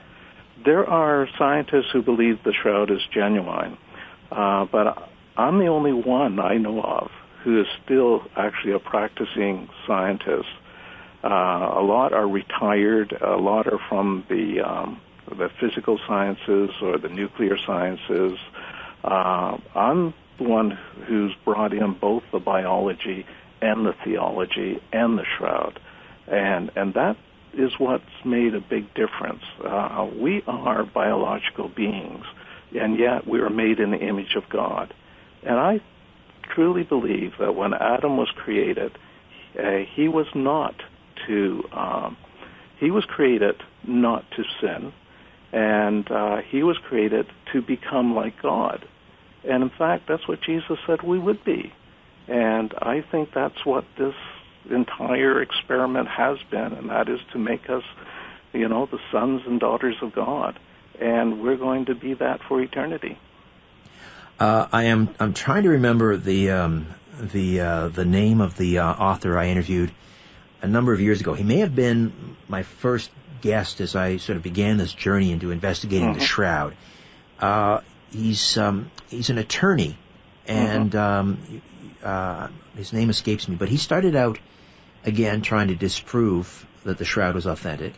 He was an avowed agnostic or atheist, and after studying it, he became a Christian, because I'm learning this is fairly common. It is very common. In fact, I was told by word of mouth by Thaddeus Trenegain that all the scientists who went to Turin to study the shroud, I think like 20 out of 22 or something, he said most of them were agnostic, and they came back believers. Unbelievable. The Holy Shroud of Turin, a genuine artifact of the resurrection of Jesus Christ. Dr. Gary Chiang, thank you so much for this. No, thank you, Richard. And again, you can order the book at www.custance.org. That's it for us. My thanks to Ian Robertson, back next week with a brand new program. Don Jeffries, Survival of the Richest. Until then, so long. Move over, Aphrodite. I'm coming home. Richard Syrett's Strange Planet. Following the truth wherever it leads. Exposing evil and corruption and the secret machinations of powerful elites. Revealing the high strangeness beneath the surface of our supposed reality. Coming to you from the Great White North and his studio beneath the stairs. Here's Richard. And away we go. Welcome to the Audio Imaginarium. My name is Richard Syrett. They have that correct. You found us. This is the Conspiracy Show. Well, we made it. We made it past September 23rd. That's the day Sir Isaac Newton predicted some messianic event. We made it past the 29th of Elul. The blood moons came and went. We are still here. But let's face it, look around. Read the headlines. We are not out of the woods yet. The clouds are still gathering. It's not like a precise, hour or minute in terms of end times prophecy. However, we will get into that because Carl Gallups, the author of Final Warning, Understanding the Trumpet Days of Revelation, is standing by. He has a new book out called Be Thou Prepared, Equipping the Church for Persecution and Times of Trouble. Hey, listen, our old friend Tim Spreen is back. My old technical producer, back turning the knobs and dials this week. Ian Robertson, or is it Robinson? Robertson? I got that right. Well, he's so new, I don't even have his last name down yet. Anyway, Ian, our techie, is off. Good to have you back, Tim. Albert Venzel is here running our Hangout on Air. Albert and I have posted our usual assortment of tantalizing tidbits up at the website, strangeplanet.ca or strangeplanet.tv. That's the new landing page, folks, strangeplanet.ca or strangeplanet.tv. Just go to the radio page for the Conspiracy Show, and those stories are rotating in the slide carousel. Here's one you might want to check out as you're stuck on the world's longest parking lot. That would be the 401 or the McDonald Cartier or the Don Valley Parkway. Two Los Angeles startups are racing to develop tubes to zip people hundreds of miles an hour between cities. It's called the Hyperloop. And go figure, the man behind this, or one of the principals behind this, is none other than Elon Musk of Tesla Motors. There's also a video about psychic surgery in the Philippines. Again, posted up at in the slide carousel. Just go to strangeplanet.ca and click on the radio tab. I'm not sure why, but the Philippines seem to be psychic surgery central. Have you noticed that? All the psychic surgeons seem to come out of the Philippines. Anyway, we'll learn more about psychic surgery when we welcome Val Zubiri to the show very soon, and he'll talk about his journey into psychic healing. He's primarily a visual artist, but interesting story. His father became ill with pancreatic cancer, which for the most part is a death sentence. When you get pancreatic cancer, that's about it. However, this sort of precipitated his journey into this whole area of psychic healing, and traveled to the Philippines, where he witnessed firsthand psychic surgery.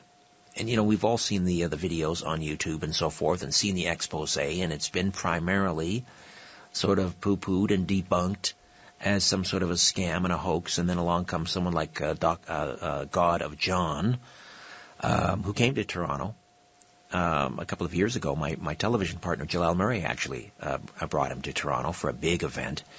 And I didn't meet John of God, but I know people who had a face-to-face with him and went in as total skeptics and came out as total believers, had just amazing experiences. So cards on the table. I don't know what to make of it, but we'll talk about psychic surgery very soon on the Conspiracy Show when Val Zubiri will join us. Anyway, those are just two of the stories Albert and I have posted on the slide carousel. Once again, visit strangeplanet.ca or .tv, and there's a radio tab. Just click on the Conspiracy Show. That's where you'll find us. There's also, incidentally, on the landing page at strangeplanet.ca, a tab for the TV show, which is also called The Conspiracy Show with Richard Serrett. And if you've been paying attention, you'll know we're gearing up for Season 4 of the television program. Season 4? My gosh, how did that happen? Anyway, I have been, when I'm not in front of this microphone, I am jumping on a plane and crisscrossing North America, back and forth, West Coast, East Coast, Southern United States, you name it. And We are busy taping interviews and ready for delivery. I do not have an air date for you, but as soon as I get it, I will give it to you. Anyway, Season 4 of The Conspiracy Show with Richard Serra, the television program coming very soon to Vision TV across Canada. Now, this is kind of cool. The complete first 2 seasons of The Conspiracy Show with Richard Serra, the television program, now available for rent or purchase at Amazon.com. The first complete 2 seasons. So, if you haven't caught it on Vision and across Canada, or if you're in the United States, Australia, wherever you are, anyway, Amazon.com, and the first 2 seasons are available for rent or purchase. My word, so many ways to hear the radio show and the television program. Anyway, I want to get to the main event here. Carl Gallups is standing by. And he's, as always, prepared to talk about what the Bible has to say about being prepared for disasters. Should we stockpile supplies? How should we be prepared for the possibility of a coming economic collapse, an electromagnetic pulse attack, or potentially looming World War III? And things are heating up, of course, in Syria. We have the Russians bombing areas that, well, may not be populated by members of ISIS. They are sort of members of the pro-Syrian army, and their, how shall I say it, their origins are somewhat dubious as well. And obviously this is causing a great deal of friction between the United States and Syria. And there are reports that 2 Chinese naval vessels have docked recently in Syria. So suffice to say, things are ramping up in a major way in the Middle East. And then there's the question about Christian persecution. I don't have to tell you that Christians are losing their heads, ladies and gentlemen, separated from their bodies in the Middle East. And we had this recent incident, this another school shooting at a community college in Oregon, where the individuals targeted were Christians. They were asked to identify themselves, to identify their religion, and the shooter then said, all right, you're a Christian, good, because you're going to be meeting God in about 1 second. And then they were summarily executed. So we have that going on. Much to discuss. Carl Gallups is a former law enforcement officer turned senior pastor. He's the author of 4 books, including The Magic Man in the Sky, and the bestsellers, The Rabbi Who Found Messiah and Final Warning, Understanding the Trumpet Days of Revelation. And Carl will be appearing at my next live event, entitled, I keep saying entitled, it's titled, As in the Days of Noah, Wednesday, November 4th at the University of Toronto. He'll be appearing on stage with yours truly, along with L.A. Marzulli. Just go to my live events page at strangeplanet.ca for more details and to order tickets. Carl Gallups, welcome to The Conspiracy Show. How are you? Richard, thank you. I'm doing wonderful. And listen, I'm certainly looking forward to being with you guys in November, and I'm honored to be here with you tonight. Thanks for having me. My pleasure. I was at a Jim Marrs event. I don't know if you've ever crossed paths with Jim Marrs, sort of the grandfather of the JFK assassination research, and he was in town talking about the depopulation agenda. Anyway, I was there, and a lot of people, coming up to me very excited about the event on November the 4th, and following your work. I want to ask you. Let me just jump in right in and talk about what I mentioned off the top, and that was this shooting in Oregon. Yeah. And it would appear, I mean, it seems quite obvious that the individuals targeted, the individuals executed were done so because they identified as Christians, professing their faith in Christ. And yet, what I found most disturbing was the current occupant of the White House made no bones about, making that a political event and talking about the need for gun control, although people like Donald Trump, love him or hate him, when he happened to talk about the need to clamp down on these sanctuary cities after this illegal immigrant killed Katie. Donald Trump was summarily criticized for politicizing that, and yet here we have an event, a tragic event, nine people executed for being Christians. That was politicized, and no mention of the fact that these individuals were targeted because of their Christian faith. Yeah. Your thoughts? Richard, listen, the hypocrisies seem to know no boundaries connected with this case and others like it. And as you have so astutely pointed out, the disparity in the ways in which this is being handled through the White House. But listen, by now we're 7 years into this administration. This should not surprise us. I mean, those of us who have studied the man in the White House and the people with whom he has surrounded himself and the people with whom he has fellowshipped and surrounded himself for most of his life. I mean, he writes about it in his books. There should be no surprise to us that the man has an agenda. And look, I was a former cop for years. I did criminal investigations for some of those years. People sometimes will say, "Well, you're just a conspiracy theorist," and my answer to that is, well, let me tell you, as a former law enforcement officer, I know that many crimes begin with a conspiracy. And so what a good law enforcement officer does, or a good journalist, as you are, a good radio host and TV host, as you are, what we do, law enforcement and journalists, we take a something that has happened and we form theories and we form the basis for understanding the possible conspiracy behind this terrible deed. And then, of course, we separate the bad information from the good information until we finally come up with a truth in the matter. So that's what I was trained to do. And then all of my years in the ministry, I approached the Scriptures the same way as I compare them to what's happening in the world around us. We do a thorough exegesis of the Scriptures and examining the languages and context. And then we look at what's happening around us and we pull the two together. So now we look at what's happened at UCC in Oregon, and it shouldn't surprise us.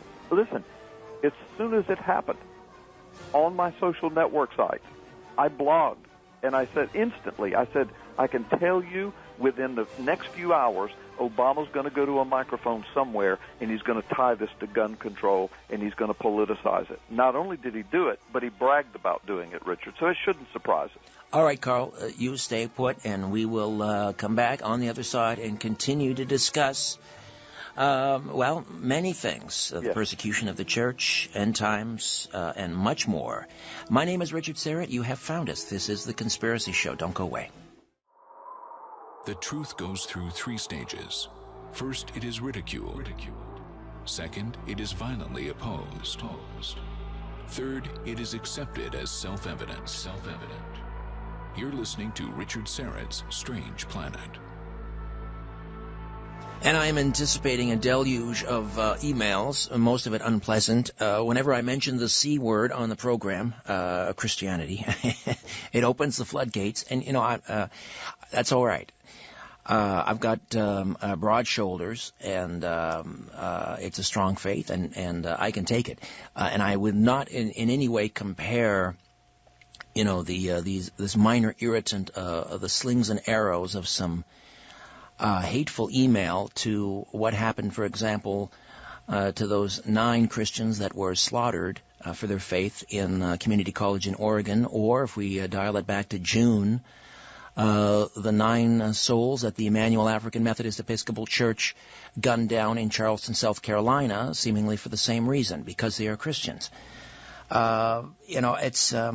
It's easy to sort of to seek safe haven in that gray middle ground, but to me, things are ramping up and coming to sort of what my father used to say, an acute angle, and it's harder and harder to sit by and stay in that gray middle ground. Anyway, Carl Gallups is with us. His new book is called Be Thou Prepared, Equipping the Church for Persecution and Times of Trouble. Carl, I'm sure you've been confronted with this question umpteen times, and it's quite frankly, it's a good question.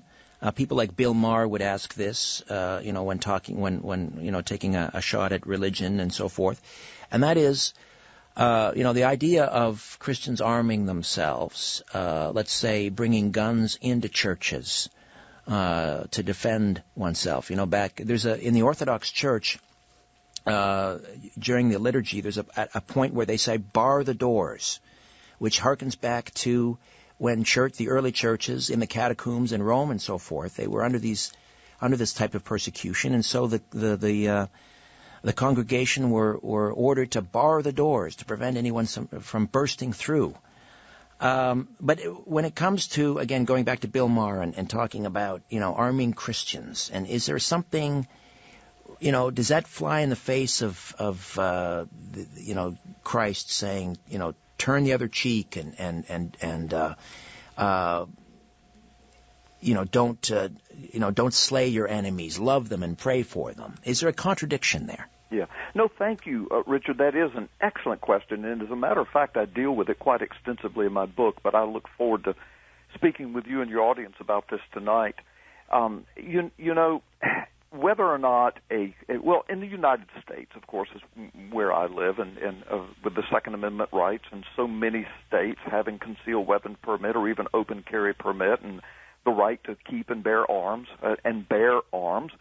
So we have that opportunity. Most of us in America do. Most of us have that choice to make. Now, whether or not someone chooses to own a firearm and or carry a firearm, it is a highly personal matter, and I don't judge a person one way or the other. If a person says, I'm just not comfortable with firearms, I'd rather defend myself in some other way, that's fine. But on the other hand, again, in the United States, we do have that choice, and so many people do choose to arm themselves, and many Christians do. And, of course, the question comes up, should a Christian carry a firearm? Should a pastor carry a firearm? In fact, in a minute, I'll tell your audience whether I do or not. Should churches arm themselves? Should churches have security teams, security ministries, etc.? These are all very important questions, and on the heels of or on the advent of increasing persecution, if you would, or targeting of Christians, let's call it that, on the advent of increasing targeting of Christians in the United States, either the targeting like of a Kim Davis and a flower shop owner and a cake baker for weddings, whether it's that kind of targeting by radical groups like the Radical Homosexual Agenda in the United States, targeting those folks, or whether it's, as you said, the church in North Carolina or the school in Oregon, and both of those killers admitting, that's what I'm here. I'm targeting Christians. I'm targeting believers in Jesus Christ. So we have some heavy-duty thinking to do. Now, let me address this question of turning the other cheek. That's an important question. The problem with all of this is context. I want to address the context of what Jesus meant when he said that, according to the Scriptures, the full context. And then I want to address what Jesus said about arming oneself. He said some very profound things, Richard, some very pointed things. Now, concerning this, the concept of turning the other cheek, the context of that was spoken in the Sermon on the Mount. He's speaking to the massive crowds, and he's speaking to day-to-day living and how do we live our faith in the face of people who would disagree with us or dishonor our faith or even abuse us because of our faith. And the basic point of the message of turning the other cheek was, look, as believers in Christ, as Christians, we're not here to be arrogant, people looking for a fight. We don't bully our way through life. We don't bow up and get offended every time somebody challenges us. At least we shouldn't. And so what Jesus is saying, look, just as far as it is possible with you, live at peace with the world around you. If you have to turn the cheek from time to time, turn the other cheek, take a little abuse, just carry the code an extra mile for the person. And, of course, he was using illustrations from from the culture of the day. I mean, Roman soldiers could conscript a person off the street to carry their equipment, to do things for them. And so what he was saying, look, he said, let's use that as an illustration. You know, you're a believer in God. And he befriended Roman soldiers, the enemy, yeah. the sworn enemy, right? Yeah, absolutely. And the thing is he was telling people, look, don't look at people according to race or class or culture or any of these things, but you are a child of the kingdom. You have a witness for the kingdom of God. So as the day-to-day persecutions and hardships come your way, as far as it is possible with you, turn the other cheek. I mean, and I agree with that. I live my life that way. Now, for people who want to get hardcore and say, no, what that means is just let people do like they want to you, you know, in the name of Jesus or whatever you want to say, just let them do that. And I say, really? Do you really think that's what he meant? Is that really how you live? I mean, so you're in your house tonight, you're in bed, it's 3 o'clock in the morning, you hear a big explosion, and you realize somebody has just kicked your door down. They're walking, they've come into your house, there's 2 or 3 people with machetes and baseball bats, and they're headed down the hallway where your little children are. Are you going to step out into the middle of your living room and say, hey, guys, I'm going to turn the other cheek, just do whatever you want? Of course not. Of course not. In fact, that would be unbiblical. That would be ungodly. The same scriptures tell us that a person who does not provide for his own family is worse than an unbeliever. And, of course, the word provide means everything. I mean, providing not only food on the table, but the general expectation of safety and security. No parent would allow thugs to kick a door down and then go to your children's rooms with baseball bats and machetes and just say, no, we're Christians here, so we turn the other cheek. Of course not. So the context there is a matter of, look, as far as you can, day-to-day life, don't go around with your chest bowed out. Don't go around picking a fight, looking for a fight. Don't go around looking for opportunities to be offended. That's not the way to express the kingdom of God. Rather, turn the other cheek. You know, take abuse, take a little bit more, and shake the dust off your feet and keep going forward. Now, to the topic of personal protection, I want to share a couple of things that come from the scriptures immediately. 2 out of the mouth of Jesus, and then one Old Testament example. And I could give you many, and all of them are in my book. But on the night that Jesus was going to be betrayed, or was betrayed, and was going to be arrested and finally taken before Caiaphas and then, of course, go to the cross, he told his disciples, and the context is very literal. He told them, he said, look, if you don't have a sword among you, I advise you to buy one. He said, if you have to sell your cloak or sell your sandals, he said, I advise you now to buy a sword. Now, here's the context of it. The context was he was getting ready to go to the cross. He knew everything that was going to happen. He knew that his disciples would be targeted. He knew they would be hunted. He knew that when he rose from the grave, that they were going to be accused of stealing the body. He knew that their lives would be in danger and the lives of their children and their families. So he said to them, buy a sword. Now, Richard, a sword in Jesus' day, 2,000 years ago, was the same as a personal firearm. Sure. I mean, that's exactly what it was. It was a personal protection weapon. And so when you continue to read the scriptures, Peter speaks up and said, Lord, we have 2 here among us right now. And Jesus said, that'll be enough. Now, I always tell people when I preach that, I say, you know, the Bible doesn't say this, but I imagine Jesus smiled and looked at Peter and said, Peter, that'll be enough. We're not fighting a war here. I'm just saying You need to kind of, you know, don't go empty-handed. And when they came to arrest Christ in the Garden of Gethsemane, though, Peter went at the Roman soldier, cut off his ear with that sword, and Jesus basically talked him in off the ledge. Oh, yeah, and he rebuked him. And so and people say, well, okay, so there's a hypocrisy. No, there's not. It's a matter of context. Jesus came to earth to go to the cross. He was going to Gethsemane on purpose, to the Garden of Gethsemane. He was going to Golgotha on purpose, the hill of the cross.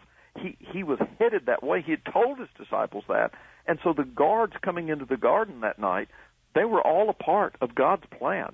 And so when Peter tried to thwart that and cut off the guy's ear and turned to violence, that's when Jesus rebuked him. And like you said, talked him in off the ledge and said, Peter, this is not what I meant. This is not the time or the place. I don't want you to protect me. I'm going to the cross. And, of course, he healed the guard's ear, and he told Peter, he said, put your sword away. This is not the time or the place. But what he meant when he said, get a sword, and Peter said, we've got two, and Jesus said, okay, that's good. That's good. What he was speaking of just the personal protection, day-to-day, common sense. It's going to get tough, guys, is what he was telling them. And especially after the resurrection, it's going to be tough. You need to be able to protect your family. Carl Gallups, Be Thou Prepared, Equipping the Church for Persecution in Times of Trouble. Just a reminder, Carl will be coming to Toronto at the Oise Auditorium, University of Toronto, St. George campus, Wednesday, November the 4th. That's an evening event along with L.A. Marzulli, and it's called As in the Days of Noah. Tickets available. Just go to my live events page at strangeplanet.ca. Let me throw this out there, Carl, and I'm not trying to ambush you here, but this is a tough one. But how would Jesus have felt, or how would Jesus feel about the Second Amendment? Yeah. No, listen, you can ask me anything you want. I don't take any question as an ambush, Richard. I really enjoy speaking truthfully about these things. Well, listen, how would Jesus feel about the Second Amendment? Well, of course, I haven't talked to Jesus about this, but I know him personally through my relationship with him, and I know the Scriptures, and I do know that the Second Amendment was designed, and of course I know American history, the Second Amendment was designed to protect the freedoms of the First Amendment and the freedoms outlined and the self-evident truths spoken of in the Declaration of Independence, and that is our freedoms come from God. And we have a right to basic self-protection and self-preservation of ourselves. That's redundant, of course, but of our families, our loved ones, and the innocent people around us. I mean, that's a godly thing. That's a godly principle is for those of us who can to defend the innocent around us from evildoers. Evil exists in this world. Evil is real. I mean, look at ISIS. Look at what happened at UCC. Look what happened in North Carolina. There are evil, wicked, demonically possessed people who would set out to destroy every believer today if they could. And so the Second Amendment is just a statement of that fact. And it says, look, if you have the God-given right and responsibility to defend yourself. Now, again, the Second Amendment doesn't mean that we're supposed to have arsenals to go out and start wars with people. And it doesn't mean that we're supposed to be big bullies carrying guns on us, making people do what we want because we've got a bigger gun. Of course not. It's just a statement of the God-given right and responsibility we have to defend ourselves. All right, Carl, got to jump in. We'll take a time out, come back. Be Thou Prepared, Equipping the Church for Persecution in Times of Trouble. Boy, have we got trouble. Back with more of The Conspiracy Show. My name is Richard Serrett. Don't go away. As you're staring up at the night sky, ever wonder who's staring back? You're listening to Richard Serrett's Strange Planet. Let's be clear. Christians are not the only religious group that is in the crosshairs of ISIS. They are targeting other Muslims. They are targeting a sect of the Zoroastrians, the Yazidis. But the West has been largely silent about this. And, it harkens back to the end of the Second World War, when Jews were fleeing Europe. Right here in Canada, we like to think of ourselves as this, a bastion of liberty and so forth, and yet there was a member of the Liberal Party who stood up in the House of Commons when asked, how many Jews should we bring into Canada, allow to come into Canada to escape the Nazis? And the Liberal member's response was, none is too many. And here we go again. We keep saying, never again, never again, and yet it is happening, not on that scale yet, but still, we are largely, the silence is deafening. Wouldn't you agree, Carl? Yes, I would. And listen, thank you for your astute observation that, of course, Christians are not the only targets of radical Islam. You're absolutely right, and the facts bear that out. But the facts also bear out, as you were saying when you interjected your however, the facts also bear out that Islam focuses its targeting of the infidels upon Christians and Jews. I mean, there's no doubt about it. Now, right now, what's happening in the Middle East, of course, is a cleansing, the ISIS cleansing. They're trying to it's a power struggle between various factions of Islam, and they're trying to cleanse out and to get rid of any opposition they would have, even from among the Islamics, who would keep them from coming to power and establishing their caliphate and establishing their ISIS, their Islamic State of Iraq and Syria, or ISIL, the Islamic State of Iraq and the Levant, which includes, of course, the whole eastern portion, which includes Israel. That's what they want. And so they'll kill anybody that gets in their way, and that includes the more moderate factions or different factions of Islam. You're right. But their ultimate goal is to cleanse the area of Christians and Christianity and or Judaism and the Jews, and particularly to ultimately destroy what is now the modern-day nation of Israel and to claim that land as their own. So that's what's happening.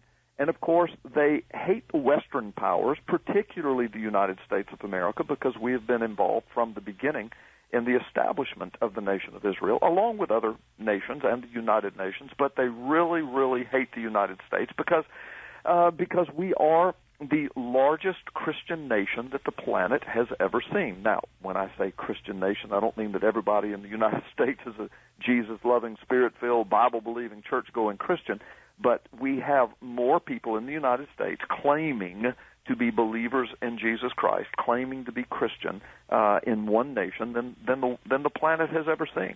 And, of course, the United States has been a huge supporter and defender of Israel. So that's what all of this is about, and it's very spiritual. Of course, I come from a biblical worldview.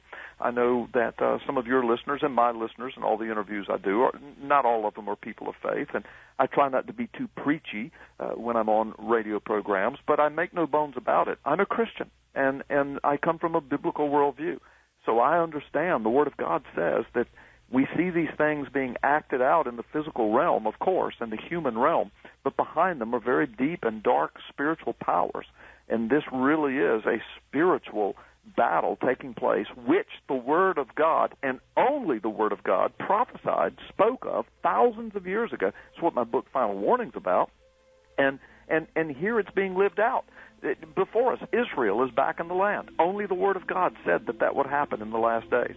Ezekiel 38 speaks of an alignment of certain nations, Iraq and Russia, perhaps China getting involved, Turkey, Syria, Iraq, the destruction of the Middle East, the Euphrates River being the hotbed of all of that. Only the Bible speaks of that. The Quran doesn't speak of that. The Hindu Vedas doesn't speak of that. The teachings of Buddha doesn't speak of that. But the Bible does. And we're watching it. We're the only generation in the history of mankind to see Israel return and the nations align themselves and everything happening that the Word of God said. And all right. ISIS is in the middle of it. All right, Carl, we'll take one final time out, come back, and finish up. We do have to talk about, a little bit about the Shemitah and the prophecy of Sir Isaac Newton has come and gone, and the blood moons, etc. We'll address that as well. Carl Gallups, Be Thou Prepared, right here on The Conspiracy Show. Do not touch that dial. It's time to redefine reality. This is Richard Syrett's Strange Planet. If you don't have the Conspiracy Show app, why not? My gosh, it's free. It's available through the Google Play and iTunes. Again, it's free, and you can take the Conspiracy Show wherever you go. Carl Gallups is here. Be Thou Prepared, equipping the church for persecution in times of trouble. All right, Carl. So we had the 29th of Elul, which occurred during the Jewish New Year on the Hebrew calendar. We had the final of the blood moons and the tetrad, which was over an 18-month span. We had these 4 blood moons, and we had, of course, the 23rd of September, which was 23rd of September 2015, which was sort of earmarked by Sir Isaac Newton as the date in which some sort of major messianic event would occur. And we're still here. The sky didn't fall. No economic cataclysm, although, the markets have been a little rickety of late. Is there a danger of, the whole Chicken Little, the sky is falling, and it never falls? Yeah. Well, yes and no. What an excellent question, and I know a lot of people are asking it. One reason a lot of people are asking that question, though, Richard, I'm afraid, is because there was so much hype and misinformation out there about what reputable Bible scholars were really saying about all of this.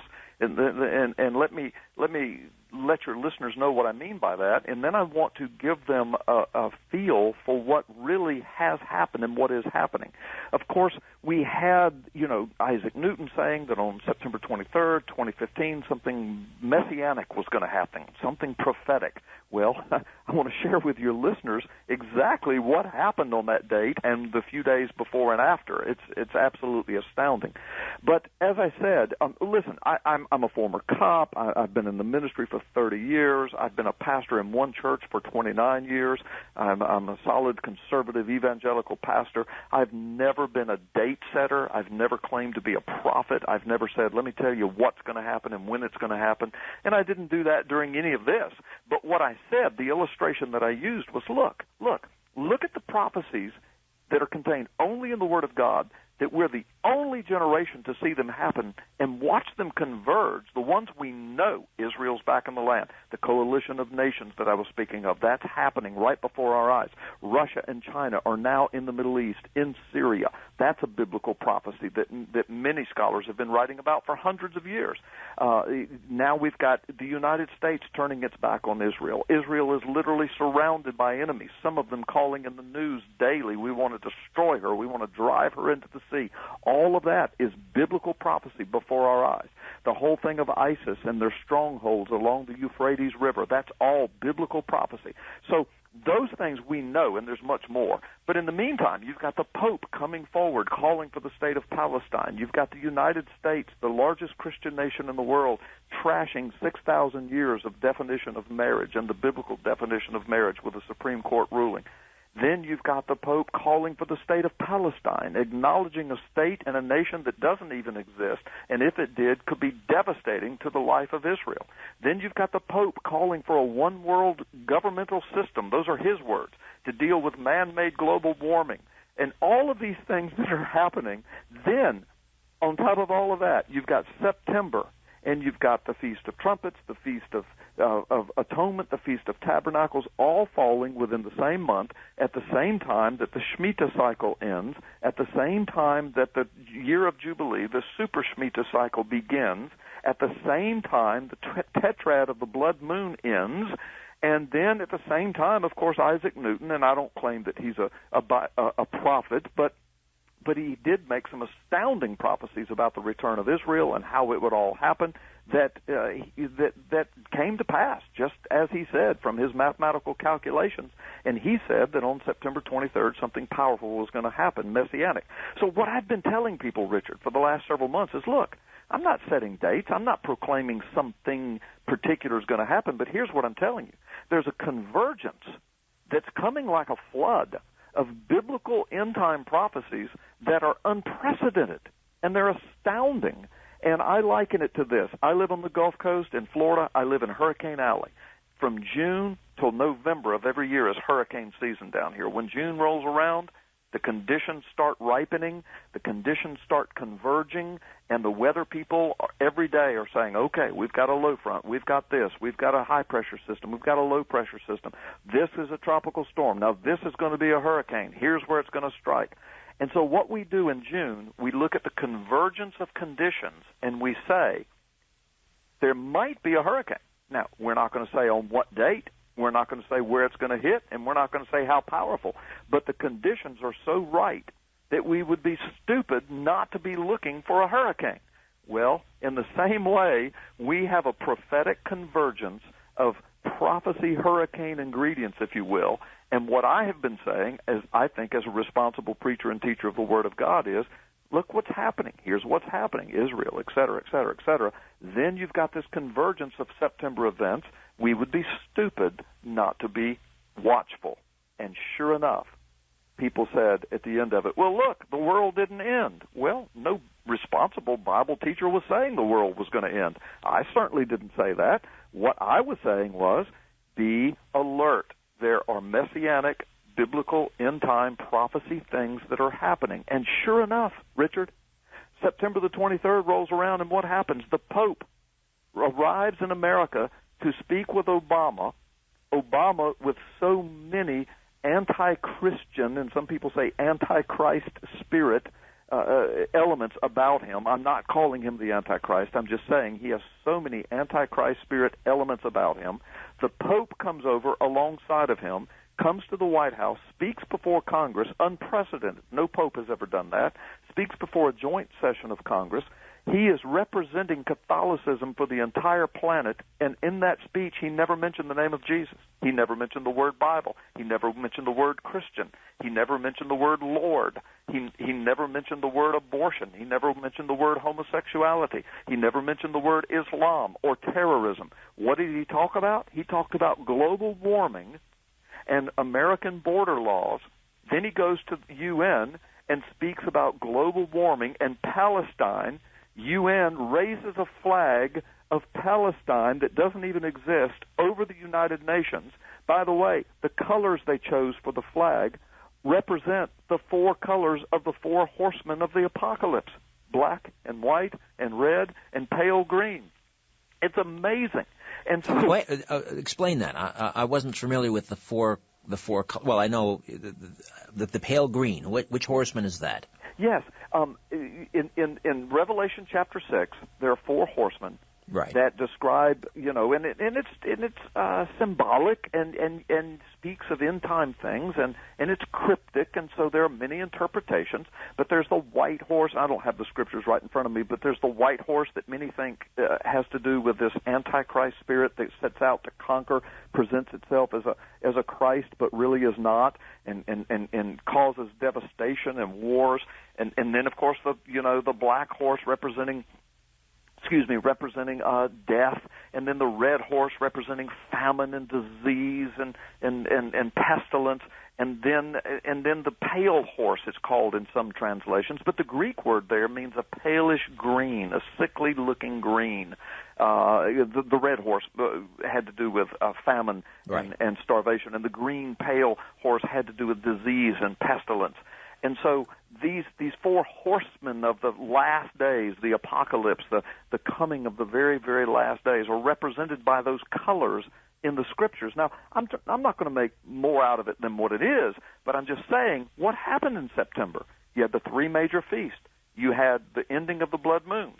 You had the ending of the Shemitah cycle, the beginning of the year of Jubilee, and the Super Shemitah. And we should point out, Carl, that the markets, if you look at what happened in China and in Europe, yes, huge stock market falls, fluctuations. I mean, it wasn't all in one day, right? But if you look at it over the period of several weeks, you could argue that we had some of the greatest crashes in market history during that time. Well, listen, and here's that's an astute observation, and here's how I liken it: the days of Noah, and when the flood came. Well, can you imagine? Noah and his family gets in the ark. They shut the door, and on the first couple of days, it's raining very heavily, and then before long, the water starts rising. But the people are saying all along as the first drops fall, well, look, we're still here. Nothing happened. Well, after 40 days and 40 nights, and then as it continued on, a lot happened, and the judgment of God fell, and the world was destroyed. So what I'm saying to people is, look, I'm not claiming the sky is falling. I'm not setting dates. I don't know what is or is not going to happen, but I'm not ignorant. I know the Word of God. I see the geopolitical happenings. So during this week of September 23rd, you've got the Pope. He comes to the White House. He goes to Congress. He never mentions Jesus. He goes to the UN. And during that whole week, what else happens? Oh, my gosh, Russia is in Syria now. Then within a day or two, China is in Syria now. And I mean Syria and Damascus. Those are huge biblical prophetic places, and there's so much in Scriptures about what's going to happen. Yes. Listen, we just have about a minute and a half here. Yeah. When you come to Toronto, Wednesday, November the 4th. You'll be up on the stage along with L.A. Marzulli. He'll be talking about the Nephilim, the return, the reemergence of the Nephilim, how that ties into the alien abduction narrative and how that relates to biblical prophecy. You'll be talking about the trumpet days of Revelation. Just give us a sense of what you'll be presenting.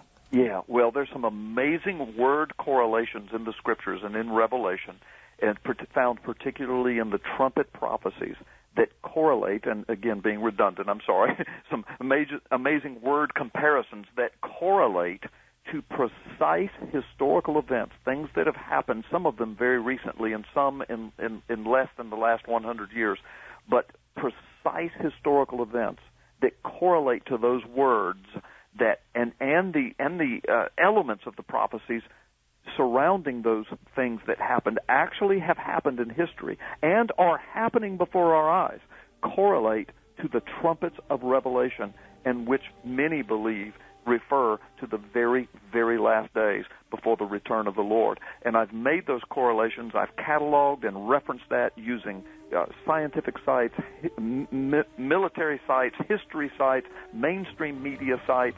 I mean, really tremendous resources. And I've taught this stuff and shown people this around the world for 25 years. I've been putting this together. All right. Well, we'll look forward to hearing more of that Wednesday, November the 4th, as in the days of Noah. Carl, always a pleasure. Thank you. Thank you, Richard. God bless you. Be thou prepared, equipping the church for persecution in times of trouble. The website, strangeplanet.ca. As always, follow the truth. Richard Syrett's Strange Planet. Following the truth wherever it leads. Exposing evil and corruption and the secret machinations of powerful elites. Revealing the high strangeness beneath the surface of our supposed reality. Coming to you from the Great White North and his studio beneath the stairs. Here's Richard.